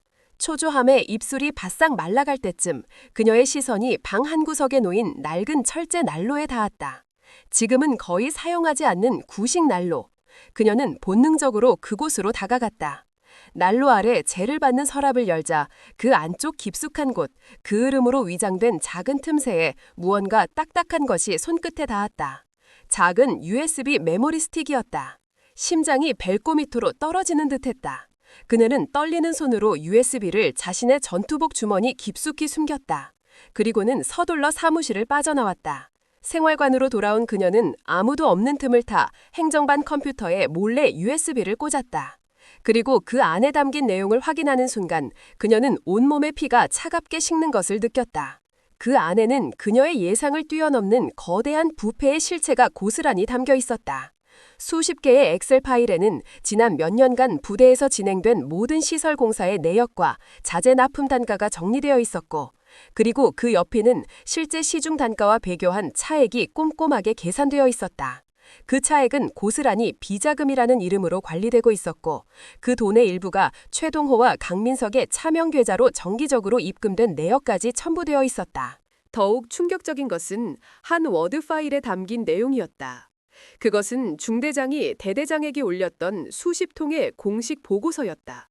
보고서에는 최동우와 강민석의 지속적인 폭행 및 가혹 행위에 대한 상세한 내용과 함께 그들을 다른 부대로 전출시켜달라는 건의가 반복적으로 담겨 있었다. 하지만 모든 보고서의 끝에는 윤상철 대대장이 직접 자필로 쓴 반려라는 글자와 함께 사소한 문제로 군 기강을 해이하게 만들지 말 것이라는 경고가 적혀 있었다. 모든 진실이 밝혀지는 순간이었다. 중대장은 무능하거나 부패한 것이 아니었다. 그는 자신의 병사들을 지키기 위해 노력했지만 더 거대한 악의 힘 앞에서 좌절해야만 했던 것이다. 윤상철은 단순히 폭력을 묵인한 것이 아니었다. 그는 자신의 비자금 창고지기인 최동호와 강민석을 보호하기 위해 의도적으로 그리고 적극적으로 모든 보고를 묵살하고 진실을 은폐했던 것이다. 수아는 온몸을 부들부들 떨었다. 이것은 단순히 한 부대의 비리가 아니었다. 이것은 군의 근간을 뒤흔드는 거대한 범죄였다. 그리고 이 USB는 그 모든 것을 증명할 유일한 증거였다. 그녀는 이 사실을 세상에 알려야만 했다. 아버지에게 보내야 했다. 하지만 어떻게? 부대의 모든 통신망은 감시되고 있을 터였다. 외부로 대용량 파일을 전송하는 순간 바로 발각될 것이다. 그때 그녀의 뇌리에 한 장소가 스쳐 지나갔다. 사단 뒷산 정상에 있는 거대한 통신용 안테나탑. 그곳은 군 통신망과는 별도로 유사시 외부와의 비상통신을 위해 설치된 곳이었다. 그곳이라면 가능할지도 모른다. 그녀는 USB를 손에 꽉 쥔 채 자리에서 일어났다. 이제 더 이상 망설일 시간이 없었다.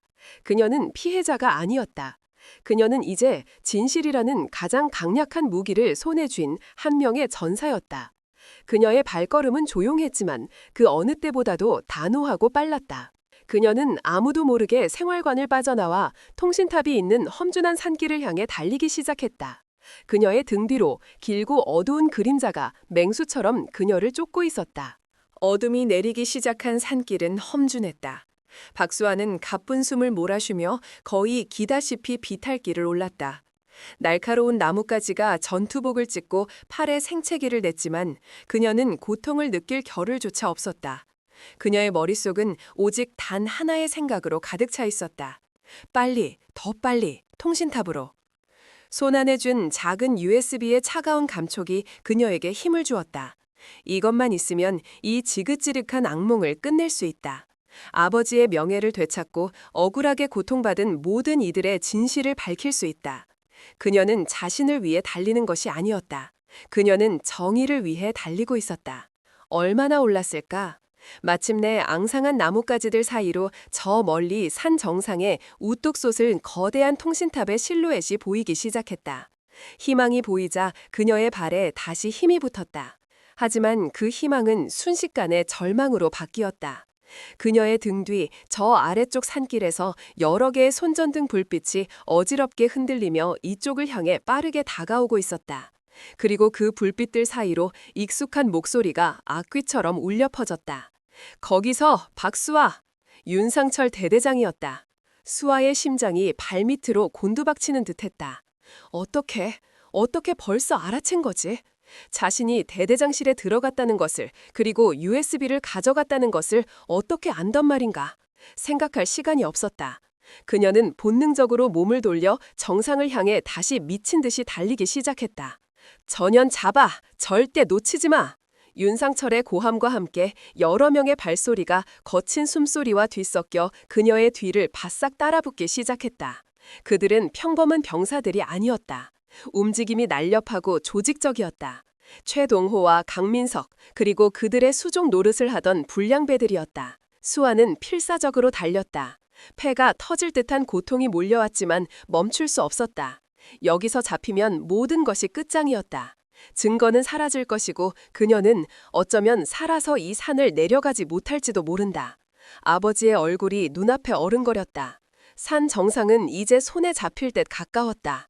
통신탑의 거대한 철골 구조물이 어둠 속에서 괴물처럼 그녀를 내려다보고 있었다. 통신탑 아래에는 작은 관리 초소가 있었다. 그곳에 분명 통신 장비가 있을 터였다. 하지만 그의 발은 그곳에 닿지 못했다. 정상 바로 아래 탁 트인 공터에 이르렀을 때였다. 옆쪽 숲속에서 갑자기 검은 그림자 두 개가 튀어나와 그녀의 앞을 가로막았다. 최동호와 강민석이었다. 그들은 윤상철의 명령을 받고 미리 이곳에 와서 매복하고 있었던 것이다. 수아는 급하게 방향을 틀려 했지만 이미 뒤쪽 차 온 다른 놈들에게 퇴로가 막힌 상태였다. 그녀는 완전히 포위되었다. 최동호가 짐승처럼 웃으며 그녀에게 다가왔다. 그의 눈은 복수심과 광기로 번뜩이고 있었다. 오랜만이네, 공주님. 니년 때문에 우리가 얼마나 개고생을 했는지 알아? 오늘은 그 빚을 아주 톡톡히 갚아줘야겠어. 수아는 뒷걸음치며 손에 쥔 USB를 등 뒤로 감췄다. 그녀의 눈은 겁에 질려 있었지만 그 안에는 결코 꺾이지 않는 저항의 빛이 담겨 있었다. 어떻게 안 거죠? 그녀의 질문에 윤상철 대대장이 어둠 속에서 모습을 드러내며 비웃었다. 그의 손에는 작은 태블릿 PC가 들려 있었다. 내 방에는 말이야, 내 허락 없이는 개미 새끼 한 마리도 못 들어와. 네가 내 자물쇠를 따는 순간 내 개인 컴퓨터로 경보가 울리도록 되어 있거든. 니년이 내 방에 들어온 순간부터 나는 이 모든 걸 지켜보고 있었지. 아주 용감하더군. 내 비밀을 찾아내다니. 그의 말에 수아는 온몸이 차갑게 식는 것을 느꼈다. 모든 것이 그의 손바닥 위였다. 윤상철이 손을 내밀었다. 자, 이제 그만 장난치고 이리 내놔. 곱게 내놓으면 시체는 온전하게 돌려보내주도록 하지. 그것은 노골적인 살해 협박이었다. 수아는 입술을 깨물었다. 절대로 넘겨줄 수 없었다. 그녀는 마지막 남은 힘을 쥐어짜내 포위망의 가장 약한 부분을 향해 몸을 던졌다. 인연이! 하지만 그녀의 필사적인 돌파는 허무하게 막혔다. 강민석이 휘두른 주먹이 그녀의 복부를 강타했고 그녀는 윽 하는 비명과 함께 바닥에 쓰러졌다. 손에 쥐고 있던 USB가 흙바닥 위로 떨어져 나갔다. 최동호가 달려들어 USB를 집어들고 윤상철에게 의기양양하게 건넸다. 여기 있습니다, 대대장님. 윤상철은 USB를 받아들고 만족스러운 미소를 지었다. 이제 모든 증거는 사라졌다. 그는 바닥에 쓰러져 헐떡이는 수아를 경멸의 눈빛으로 내려다보았다. 멍청한 년, 네 애비가 네게 가르쳐준 게 고작 이런 거냐?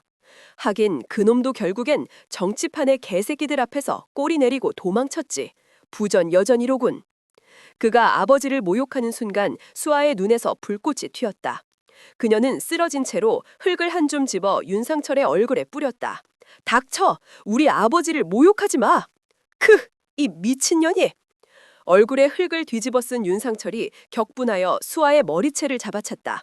그리고는 그녀의 뺨을 무자비하게 후려쳤다. 짝! 하는 살벌한 소리가 산 정상에 울려 퍼졌다. 수아의 입가에서 피가 터져나왔다. 하지만 그녀는 울지 않았다. 그녀는 피를 흘리면서도 증오에 찬 눈으로 윤상철을 똑바로 누려보았다. 그녀의 그 꺾이지 않는 눈빛이 윤상철의 이성을 완전히 마비시켰다. 그는 수아의 머리채를 잡은 채 질질 끌고 가기 시작했다. 그래, 그렇게 잘난 눈으로 어디 한번 끝까지 버텨봐라. 내가 지금부터 네 애비가 너에게 해준 것보다 훨씬 더 값진 교육을 시켜줄 테니 진짜 지옥이 어떤 곳인지 네 몸에 아주 똑똑히 새겨주마. 그가 수아를 끌고 간 곳은 통신탑 바로 옆에 있는 낡고 위험한 군용 변전소였다. 고압 전류 위험이라는 붉은색 경고판이 어둠 속에서 섬뜩하게 빛나고 있었다. 수아의 심장이 공포로 얼어붙었다. 그녀는 그가 무엇을 하려는지 깨달았다. 이것은 단순한 폭행이 아니었다. 그는 처음부터 그녀를 살려둘 생각이 없었던 것이다. 그녀의 비명은 차가운 산 정상의 바람 속으로 허무하게 흩어져 갔다. 그녀의 마지막 희망이었던 통신탑은 이제 그녀의 처형대가 되어 그녀를 차갑게 내려다보고 있었다. 윙! 귀를 찢는 듯한 저음의 기계음이 박수아의 귓가를 파고들었다. 고압 전류가 흐르는 변전소 특유의 살아있는 생물처럼 불길하게 울리는 소리였다. 그녀의 등은 차갑고 녹슨 철제 구조물에 단단히 묶여 있었다. 군용 통신 케이블이 그녀의 팔과 다리 그리고 몸통을 칭칭 감아 조금도 움직일 수 없게 만들었다. 케이블의 거친 표면이 전투복을 뚫고 살을 파고드는 듯한 고통이 느껴졌다. 그녀의 눈앞에는 악마 그 자체가 서 있었다. 윤상철 대대장. 그의 얼굴은 이전의 그 비열하고 교활한 모습이 아니었다. 모든 가식이 벗겨진 순수한 광기와 잔인함만이 남은 짐승의 얼굴이었다. 손에 든 USB를 만지작거리는 그의 눈빛은 이제 막 사냥감을 붙잡아 어떻게 요리할지를 고민하는 포식자의 그것이었다. 최동호와 당민석 그리고 그들의 똘마니들은 그 주위를 둘러싸고 낄낄거리고 있었다. 그들의 웃음소리는 변전소의 기계음과 뒤섞여 마치 지옥의 합창처럼 섬뜩하게 울려 퍼졌다. 윤상철이 수아의 턱을 거칠게 잡아들어 올렸다. 그의 입에서 역겨운 담배 냄새와 알코올 냄새가 확 풍겨왔다.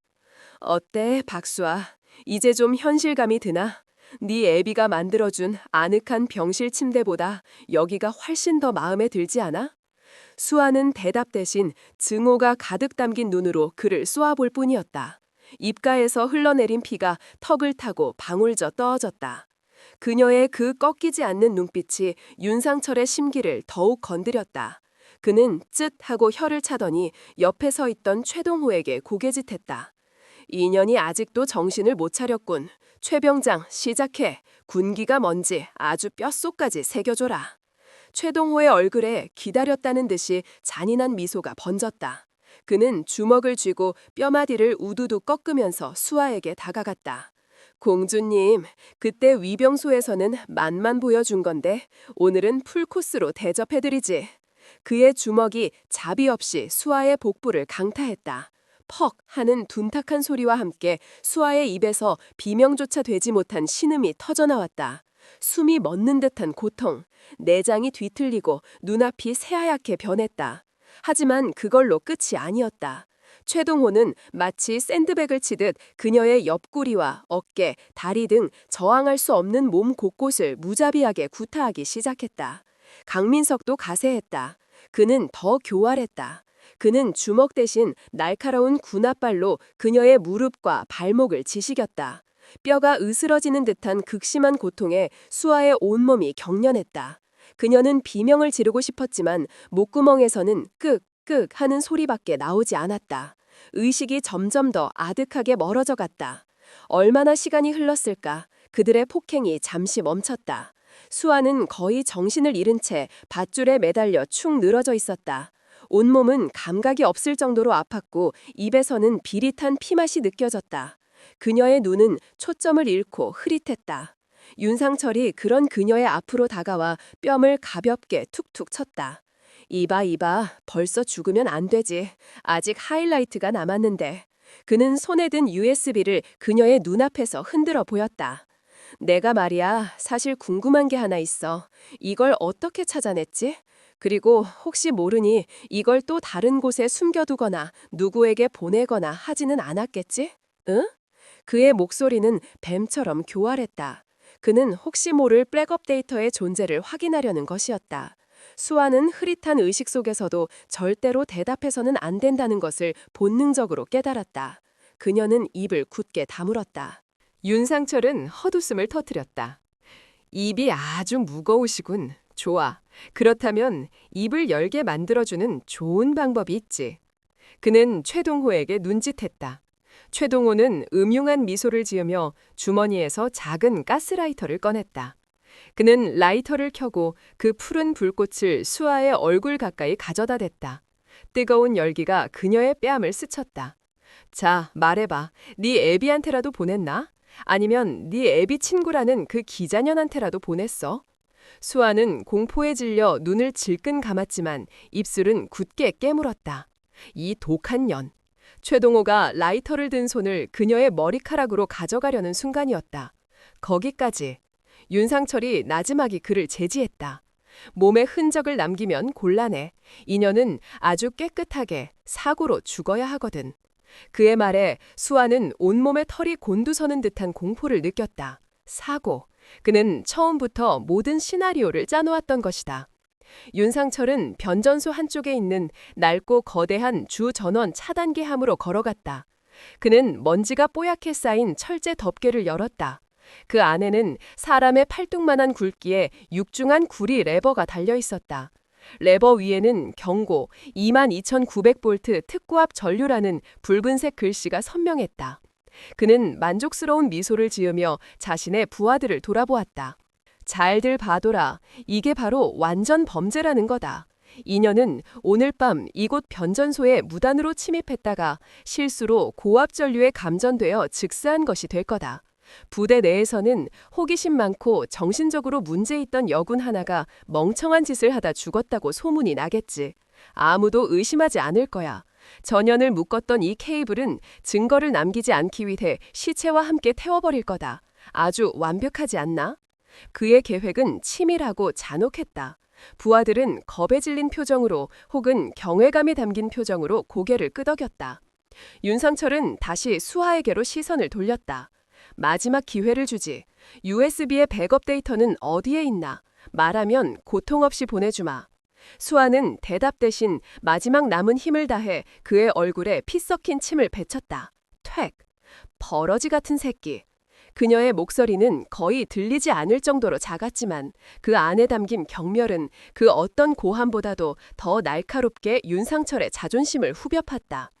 윤상철의 얼굴이 순간적으로 경련했다. 그는 더 이상 참지 못했다. 그는 짐승처럼 으르렁거리며 차단기함으로 돌아갔다.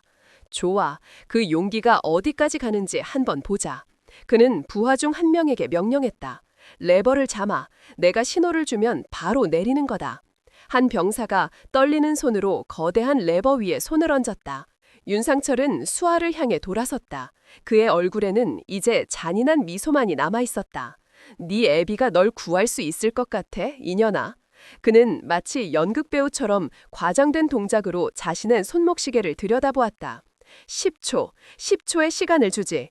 그 안에 네 애비가 나타나지 않으면 너와 네가 가진 비밀은 모두 잿더미가 될 거다. 자, 세어봐. 그가 악마처럼 웃었다. 그의 부하들도 함께 따라 웃었다.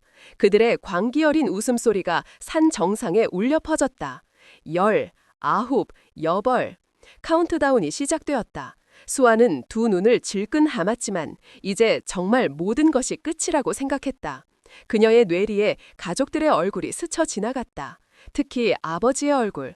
마지막으로 보았던 분노와 슬픔으로 가득 찼던 그 얼굴. 그녀는 아버지를 원망했지만 결국 이 마지막 순간에 떠오르는 사람은 아버지뿐이었다. 아버지, 미안해요. 뜨거운 눈물 한 줄기가 멍든 뺨을 타고 흘러내렸다. 셋, 둘. 레버를 잡은 병사의 손에 힘이 들어가는 것이 느껴졌다. 이제 곧 수만 볼트의 전류가 그녀의 몸을 관통하고 그녀의 모든 존재를 재로 만들어버릴 것이다. 하나, 거기까지. 바로 그 순간이었다. 모든 소리를 집어삼킬 듯한 얼음보다 차갑고 강철보다 단단한 목소리가 어둠 속에서 울려 퍼졌다. 그 목소리는 마치 하늘에서 떨어진 벼락과도 같아서 레버를 내리려던 병사의 손을 허공에 멈추게 했고 광기 어린 웃음을 터뜨리던 윤상철과 그 부하들의 얼굴을 그대로 굳어버리게 만들었다. 모두의 시선이 소리가 들려온 쪽 산 아래로 이어지는 어두운 길목으로 향했다. 그곳에는 아무것도 없었다. 칠흑 같은 어둠뿐. 최동호가 긴장된 목소리로 말했다. 뭐야? 잘못 들었나? 윤상철이 짜증 섞인 목소리로 외쳤다. 신경 쓰지 마! 빨리 내려! 하지만 그의 말이 채 끝나기도 전에 상황은 다시 한번 급변했다. 콱쾅! 어둠 속에서 갑자기 수십 개의 눈부신 불빛이 동시에 터져나왔다.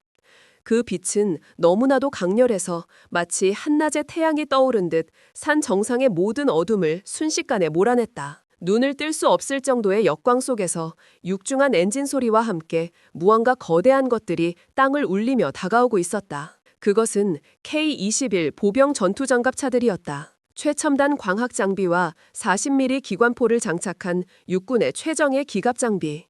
마치 지옥에서 올라온 강철의 야수들처럼 수십 대의 장갑차들이 순식간에 변전소 주변을 완벽하게 포위했다. 장갑차의 해치가 열리며 검은색 특수 전투복을 입은 살기로 가득 찬 특임대 대원들이 쏟아져 나와 윤상철 일당에게 총구를 겨누었다. 윤상철과 그의 부하들은 눈앞에 벌어진 비현실적인 광경에 입을 벌린 채 얼어붙어 버렸다. 그리고 마침내 포위망의 한가운데 가장 선두에 선 장갑차의 해치 위로 한 남자가 모습을 드러냈다. 그는 천천히 그러나 산맥이 움직이는 듯한 위압감과 함께 땅으로 뛰어내렸다. 그의 전두복에는 화약 냄새와 먼지가 뽀얗게 쌓여 있었지만 그의 어깨 위에서는 여전히 4개의 별이 지옥의 불빛처럼 섬뜩하게 빛나고 있었다. 박진혁 대장이었다. 그의 눈은 더 이상 인간의 눈이 아니었다. 그것은 자신의 새끼를 건드린 자들을 모조리 찢어 죽이기 위해 돌아온 분노한 맹수의 붉은 눈이었다. 그는 돌아온 것이 아니었다. 그는 강림한 것이었다. 시간이 멈췄다. 아니, 박진혁 대장이 시간을 멈춰버렸다. 그의 등장은 현실과 비현실의 경계를 무너뜨리는 압도적인 강림이었다. 수십 대의 장갑차가 뿜어내는 눈부신 서치라이트 불빛 속에서 그의 그림자는 산 정상 전체를 뒤덮을 듯 거대하게 드리워졌다. 그 그림자 아래 윤상철 대대장과 그의 패거리들은 마치 거대한 신 앞에 선 미물처럼 그 자리에 얼어붙어 버렸다. 그들의 뇌는 눈앞의 광경을 현실로 받아들이기를 거부하고 있었다. 사령관님? 누군가의 입에서 공포에 질린 신음이 새어나왔다. 어떻게, 왜, 물러서지 않았던가? 정치적인 압력에 굴복해 꼬리를 내리지 않았던가? 그런데 왜 하필이면 지금 이런 모습으로 여기에 나타났단 말인가? 박진혁은 그들의 의문에 대답해주지 않았다. 그는 아무 말도 하지 않았다. 그의 시선은 오직 한 곳, 변전소의 철제 구조물의 짐승처럼 묶여 피투성이가 된 채 간신히 숨만 내쉬고 있는 자신의 딸에게 고정되어 있었다. 딸의 그 처참한 모습을 보는 순간 박진혁의 내면에서 마지막 남은 이성의 끈이 툭 하고 끊어지는 소리가 났다. 그의 눈동자 깊은 곳에서 모든 것을 불태워버릴 듯한 시뻘건 화염이 솟구쳤다. 그는 군인이기 이전의 아버지였다. 그리고 지금 그는 아버지로서 이 세상에서 가장 신성하고 원초적인 분노에 휩싸여 있었다. 그는 천천히, 아주 천천히 발걸음을 옮기기 시작했다. 그의 군홧발이 흙바닥을 밟는 소리가 서걱 서걱 하고 마치 사형수의 마지막 걸음처럼 무겁게 울려 퍼졌다. 그는 자신을 포위한 특임대 대원들에게도 총구 앞에서 사시나무처럼 떨고 있는 범죄자들에게도 눈길 한 번 주지 않았다. 그의 세상에는 오직 2 종류의 인간만이 존재했다. 지켜야 할 딸과 찢어 죽여야 할 적. 그가 움직이자 멈춰있던 세상이 다시 움직이기 시작했다. 정신을 차린 윤상철이 본능적인 공포 속에서 미친 사람처럼 소리쳤다. 쏴버려! 저놈은 이제 사령관도 뭣도 아니야. 명령을 어기고 부대를 무단 이탈한 반란군일 뿐이다. 쏴! 그의 명령에 그를 따르던 몇몇이 공포에 질린 손으로 총을 들어 올리려 했다. 하지만 그들이 방아쇠의 손가락을 가져가기도 전에 타타탕 하던 날카로운 총성이 먼저 밤공기를 갈랐다. 그것은 박진혁의 특임대가 쏜 것이 아니었다. 윤상철의 부하들이 들고 있던 K2 소총이 보이지 않는 힘에 의해 공중으로 튕겨져 나갔다. 크악! 그들의 손목에서는 피가 솟구쳤다. 저격수였다. 어둠 속 장갑차의 상부 해치 위에서 이미 수십 명의 저격수들이 그들의 모든 움직임을 조종하고 있었던 것이다. 박진혁은 멈추지 않았다. 그는 계속해서 걸었다. 마침내 그는 덜덜 떨리는 손으로 차단기 레버를 잡고 있던 병사 앞에 섰다. 병사는 공포에 질려 얼굴이 백지장처럼 하얗게 변해 있었다. 박진혁은 그 병사의 눈을 똑바로 쳐다보며 얼음처럼 차가운 목소리로 물었다. 그 손으로 무얼 하려 했나? 잘못했습니다. 저는 그저 명령에 따랐을 뿐입니다. 병사가 울부짖으며 변명했다. 박진혁은 아무 말 없이 자신의 강철 같은 손으로 병사가 레버를 잡고 있는 손목을 움켜쥐었다. 악! 우두둑! 살과 뼈가 으스러지는 끔찍한 소리가 고요한 산정상에 울려 퍼졌다. 병사는 비명조차 지르지 못했다. 그의 손목은 기괴한 각도로 완전히 뒤틀려 버렸다. 박진혁은 부러진 손목을 잡은 채 그를 짐짝처럼 옆으로 내던져 버렸다. 그는 다시 발걸음을 옮겼다. 다음 목표는 최동호와 강민석이었다. 두 사람은 뒷걸음질 치려 했지만 이미 등 뒤에 선 특임대원들의 총구에 막혀 있었다. 그들은 독간에 든 쥐였다. 박진혁은 먼저 최동호의 앞에 섰다. 자신의 딸에게 공주님이라 조롱하며 그 연약한 복부를 무자비하게 걷어찼던 바로 그놈. 박진혁은 최동호의 멱살을 잡아 거대한 몸을 종이 인형처럼 가볍게 들어올렸다. 최동호의 발이 허공에서 허우적거렸다. 살려 주십시오. 박진혁은 대답 대신 자신의 주먹을 그의 얼굴에 쳐박았다. 퍽! 둔탁한 팔여름과 함께 최동호의 코뼈가 으스러지고 앞니가 부러져 나갔다. 피와 침이 사방으로 튀었다. 박진혁은 그를 바닥에 내팽개치고는 아직도 고통스럽게 꿈틀거리는 그의 다리를 군화발로 내려찍었다. 뚝 하는 소름 끼치는 소리와 함께 그의 정강이 뼈가 완전히 박살났다. 으아! 최동호의 입에서 마침내 찢어지는 듯한 비명이 터져나왔다. 그는 산짐승처럼 울부짖으며 바닥을 뒹굴었다. 박진혁은 조금의 동요도 없이 다음 목표물인 강민석에게로 향했다. 강민석은 그 광경을 보고 이미 정신이 반쯤 나간 상태였다. 그는 바지에 오줌을 지리며 그 자리에 무릎을 꿇고 빌기 시작했다. 장군님, 잘못했습니다. 저는 정말... 박진혁은 그의 변명을 들을 필요가 없었다. 그는 강민석의 어깨를 잡아 마치 장난감처럼 가볍게 일으켜 세웠다. 그리고는 그의 귓가에 오직 그만이 들을 수 있는 지옥의 목소리로 속삭였다. 내 딸에게 했던 것처럼 팔짱 한번 껴보시지. 그 말에 강민석의 눈이 공포로 터질 듯이 커졌다. 그는 자신이 했던 짓을 기억해냈다. 하지만 그가 무언가 반응하기 전에 박진혁의 양손이 그의 양팔을 붙들었다. 그리고는 밖으로 잡아 찢듯이 비틀어버렸다. 으아! 양속 어깨 관절이 탈구되는 끔찍한 고통. 강민석은 비명을 지르며 그 자리에 쓰러져 실신해버렸다. 마침내 박진혁은 마지막 남은 한 놈, 이 모든 것의 원흉인 윤상철의 앞을 섰다. 윤상철은 다른 놈들과는 달랐다. 그는 공포에 질려 있었지만 마지막까지 발악했다. 그는 품 안에서 몰래 숨겨두었던 권총을 꺼내 박진혁의 심장을 겨누었다. 오지마. 더 이상 다가오면 쏴버리겠다. 나는 현역 대대장이다. 날 쏘면 너도 무사하지 못해.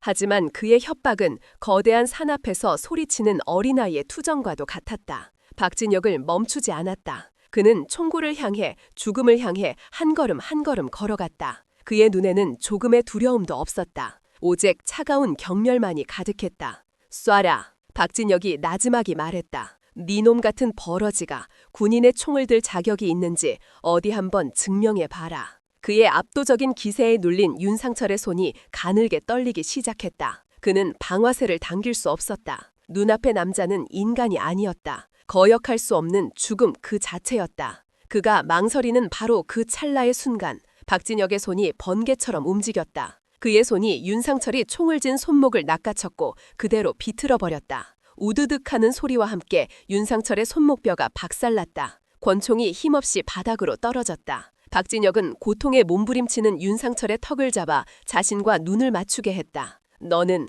내 딸에게 10초를 주었지.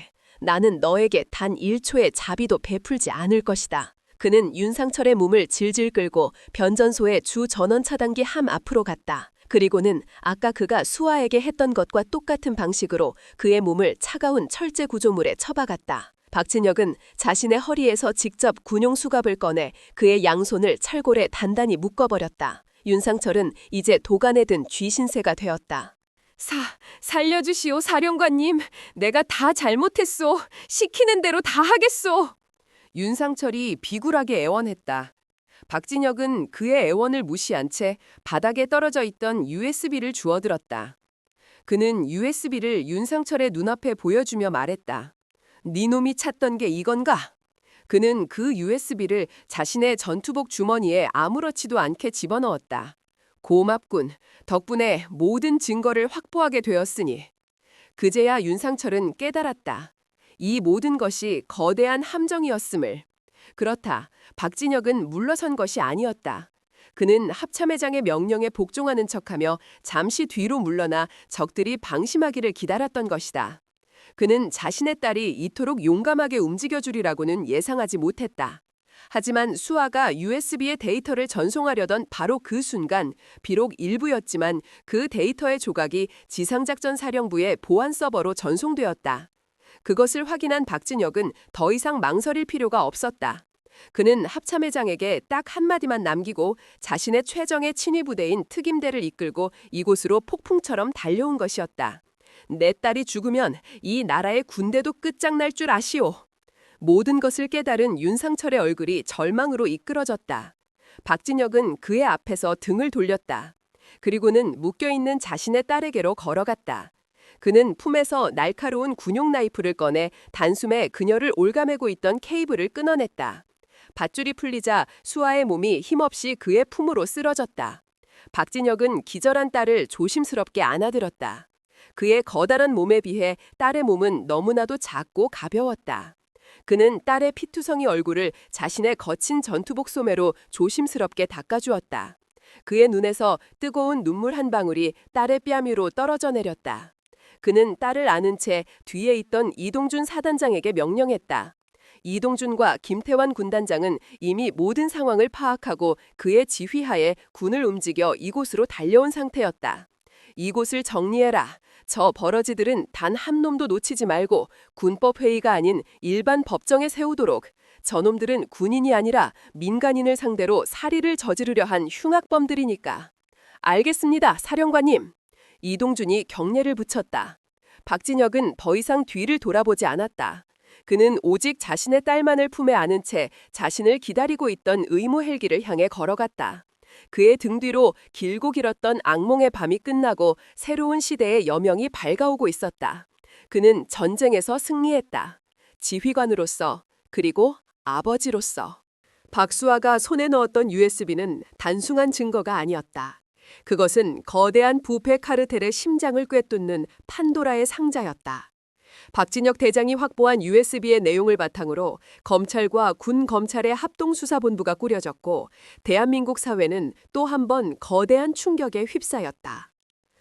윤상철 대대장의 부대는 단순한 비리 온상이 아니었다. 그곳은 군납 자재를 빼돌리고 불량 자재를 납품받아 차액을 챙겨 비자금을 조성하는 거대한 범죄 조직의 현장 본부였다. 그리고 그 비자금은 윤상철 개인의 치부를 위해 쓰인 것을 넘어 그의 뒤를 봐주던 상급 부대의 장성들과 그들과 결탁한 정치인들에게 상납금 형태로 꾸준히 흘러들어가고 있었다. 박진혁 대장을 물러서게 만들었던 그 보이지 않는 정치적 압력의 실체가 바로 이것이었다. 그들은 자신들의 부패 사슬이 끊어질 것을 두려워해 박진혁의 개혁을 사적 보복으로 매도하며 그를 끌어내렸던 것이다. 하지만 이제 모든 것이 뒤집혔다. 진실이 담긴 증거 앞에서 그들의 추악한 민낯이 백일하에 드러났다. 수많은 별들이 옷을 벗었고 수많은 정치인들이 검찰의 포토라인 앞에 서야 했다.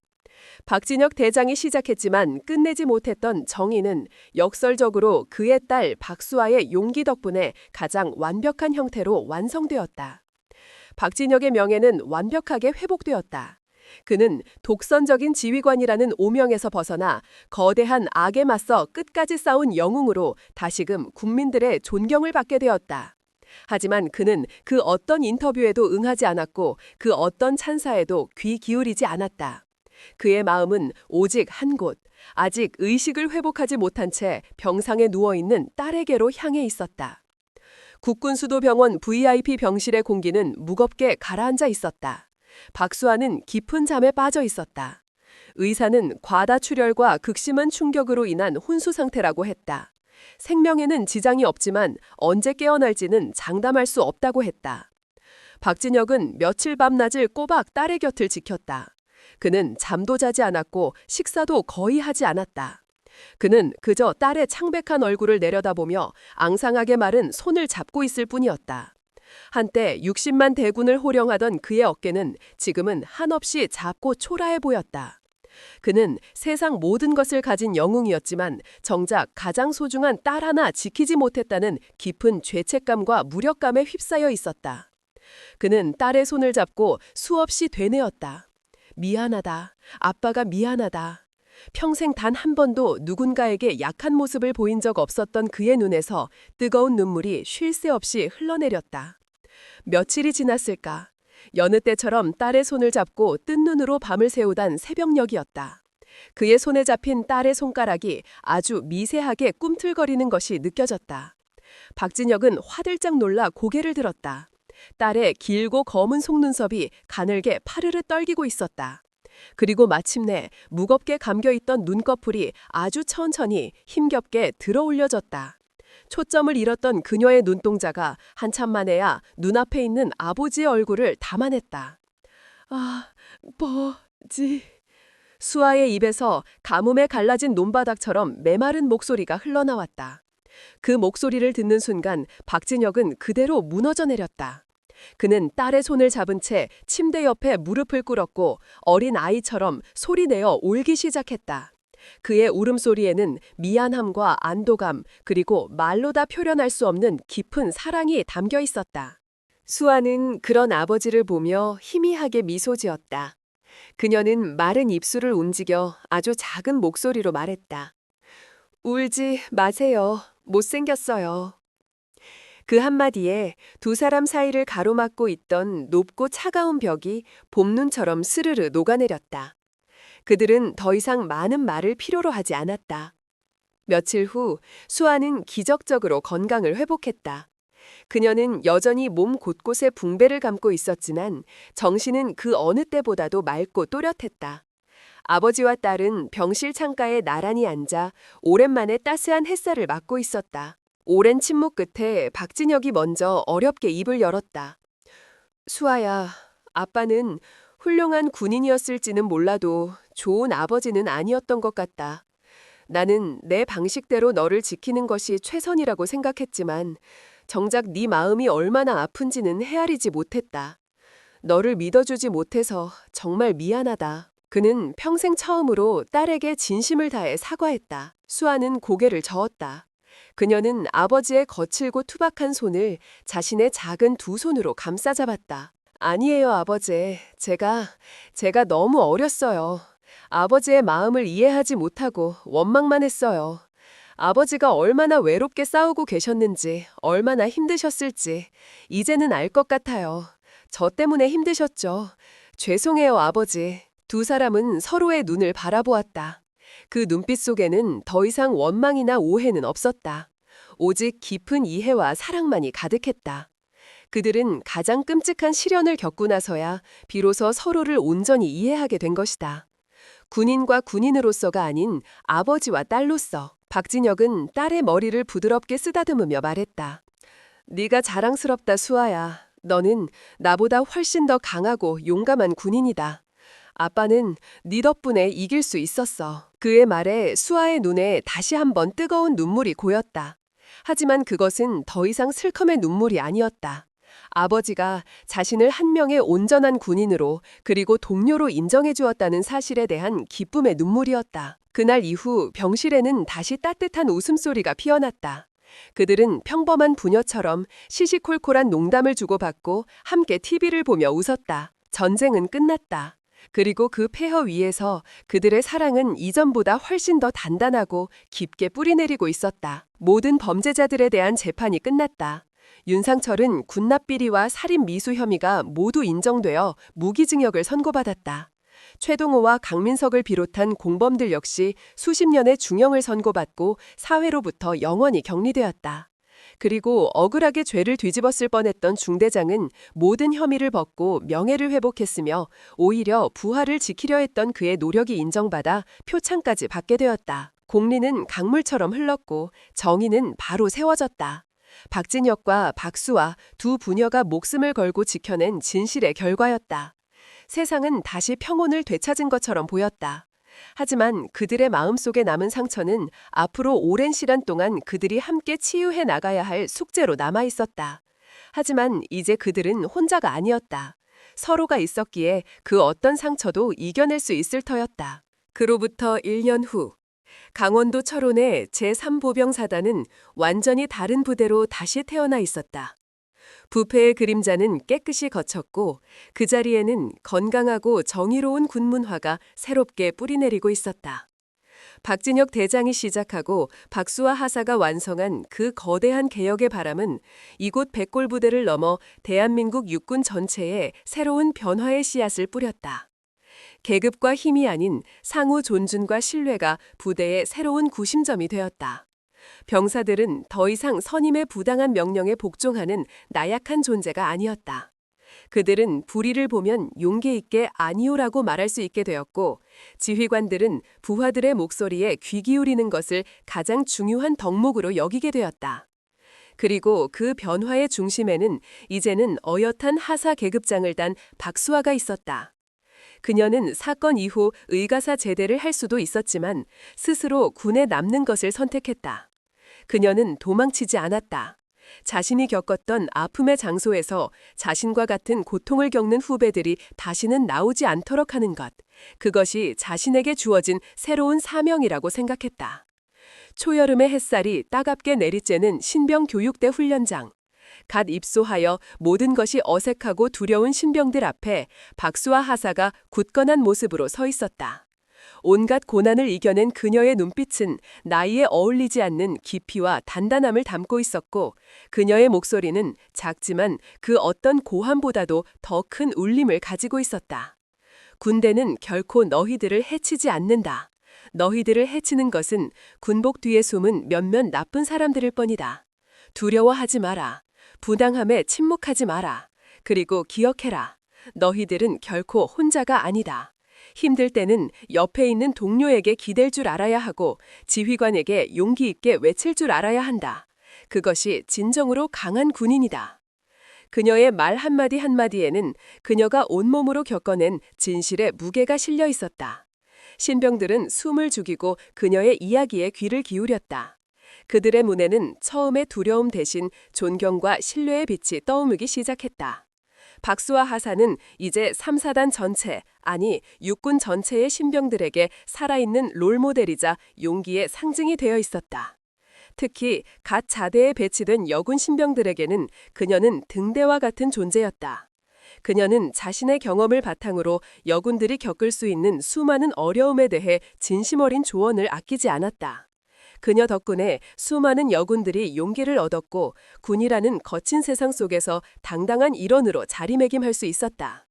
그날 오후 박수아는 자신에게 배정된 신병 한 명과 함께 위병소 근무를 서고 있었다. 1년 전 그녀가 지옥을 경험했던 바로 그 장소였다. 하지만 이제 그곳은 더 이상 악몽의 공간이 아니었다. 잔뜩 긴장한 얼굴의 여군 신병이 그녀에게 조심스럽게 물었다. 박하사님, 괜찮으십니까? 이곳에 서면 힘든 기억이 떠오르지 않으십니까? 수아는 저 멀리 보이는 푸른 산을 바라보며 희미하게 미소 지었다. 힘들었지. 죽을 만큼. 하지만 이제는 괜찮아. 상처는 흉터를 남기지만 그 흉터는 우리를 더 강하게 만들어주니까. 그리고 나는 이제 혼자가 아니잖니. 너희들이 있으니까. 그녀는 신병의 어깨를 툭 치며 따뜻한 눈빛으로 말했다. 그러니 너도 절대 혼자라고 생각하지 마라. 알겠나? 예, 알겠습니다. 신병의 얼굴에 환한 미소가 피어올랐다. 2명의 여군은 나란히 서서 늠름한 모습으로 전방을 경계했다. 그 모습은 마치 과거의 아픔을 이겨내고 새롭게 쌓은 희망을 상징하는 한 폭의 그림과도 같았다. 그리고 그 모든 풍경을 조금 떨어진 언덕 위에서 한 남자가 조용히 지켜보고 있었다. 박진혁 대장이었다. 그는 공식적인 부대 방문이 아닌 개인적인 휴가를 내러 몰래 딸을 보러 온 것이었다. 그의 손에는 딸을 좋아하는 찐빵이 담긴 작은 봉투가 들려 있었다. 그는 저 멀리 이제는 자신보다 훨씬 더 훌륭한 군인으로 성장한 딸의 뒷모습을 가만히 바라보았다. 훌쩍 자라버린 딸의 모습에 가슴 한쪽이 뭉클해져 왔다. 그는 더 이상 딸에게 다가가 무언가를 가르치려 하거나 명령하려 하지 않았다. 그는 그저 멀리서 묵묵히 딸의 성장을 지켜보고 응원할 뿐이었다. 그것이 자신이 아버지로서 해줄 수 있는 최선의 사랑이라는 것을 그는 이제 깨달았기 때문이었다. 그는 깨닫고 있었다. 자신이 군 생활 내내 거두었던 그 수많은 전투에서의 승리보다 눈앞에 저 작은 승리가 훨씬 더 위대하고 값지다는 것을. 그는 거대한 부패 조직을 무너뜨렸지만 그것은 그의 가장 큰 승리가 아니었다. 그의 인생에 있어 가장 위대한 승리는 바로 자신보다 훨씬 더 강하고 현명한 한 명의 군인을 길러냈다는 것. 그리고 그 군인이 바로 자신의 딸이라는 사실이었다. 박진혁은 손에 든 찐빵 봉투를 고쳐들고 조용히 미소 지었다. 그의 얼굴에는 더 이상 과거의 분노나 슬픔은 남아있지 않았다. 오직 딸에 대한 무한한 사랑과 자랑스러움, 그리고 평온한 행복만이 가득했다. 그는 조용히 몸을 돌려 자신의 차를 향해 걸어갔다. 이제 딸은 스스로의 힘으로 날아올 것이다. 자신은 그저 언제나 그녀의 뒤에서 묵묵히 하늘을 받쳐주는 바람이 되어주면 될 뿐이었다. 저 멀리 철원의 푸른 하늘 위로 평화의 상징인 흰새 한 마리가 힘차게 날아오르고 있었다. 그것은 마치 모든 시련을 이겨내고 마침내 진정한 자유와 용기를 얻은 한 젊은 군인의 영혼처럼 보였다.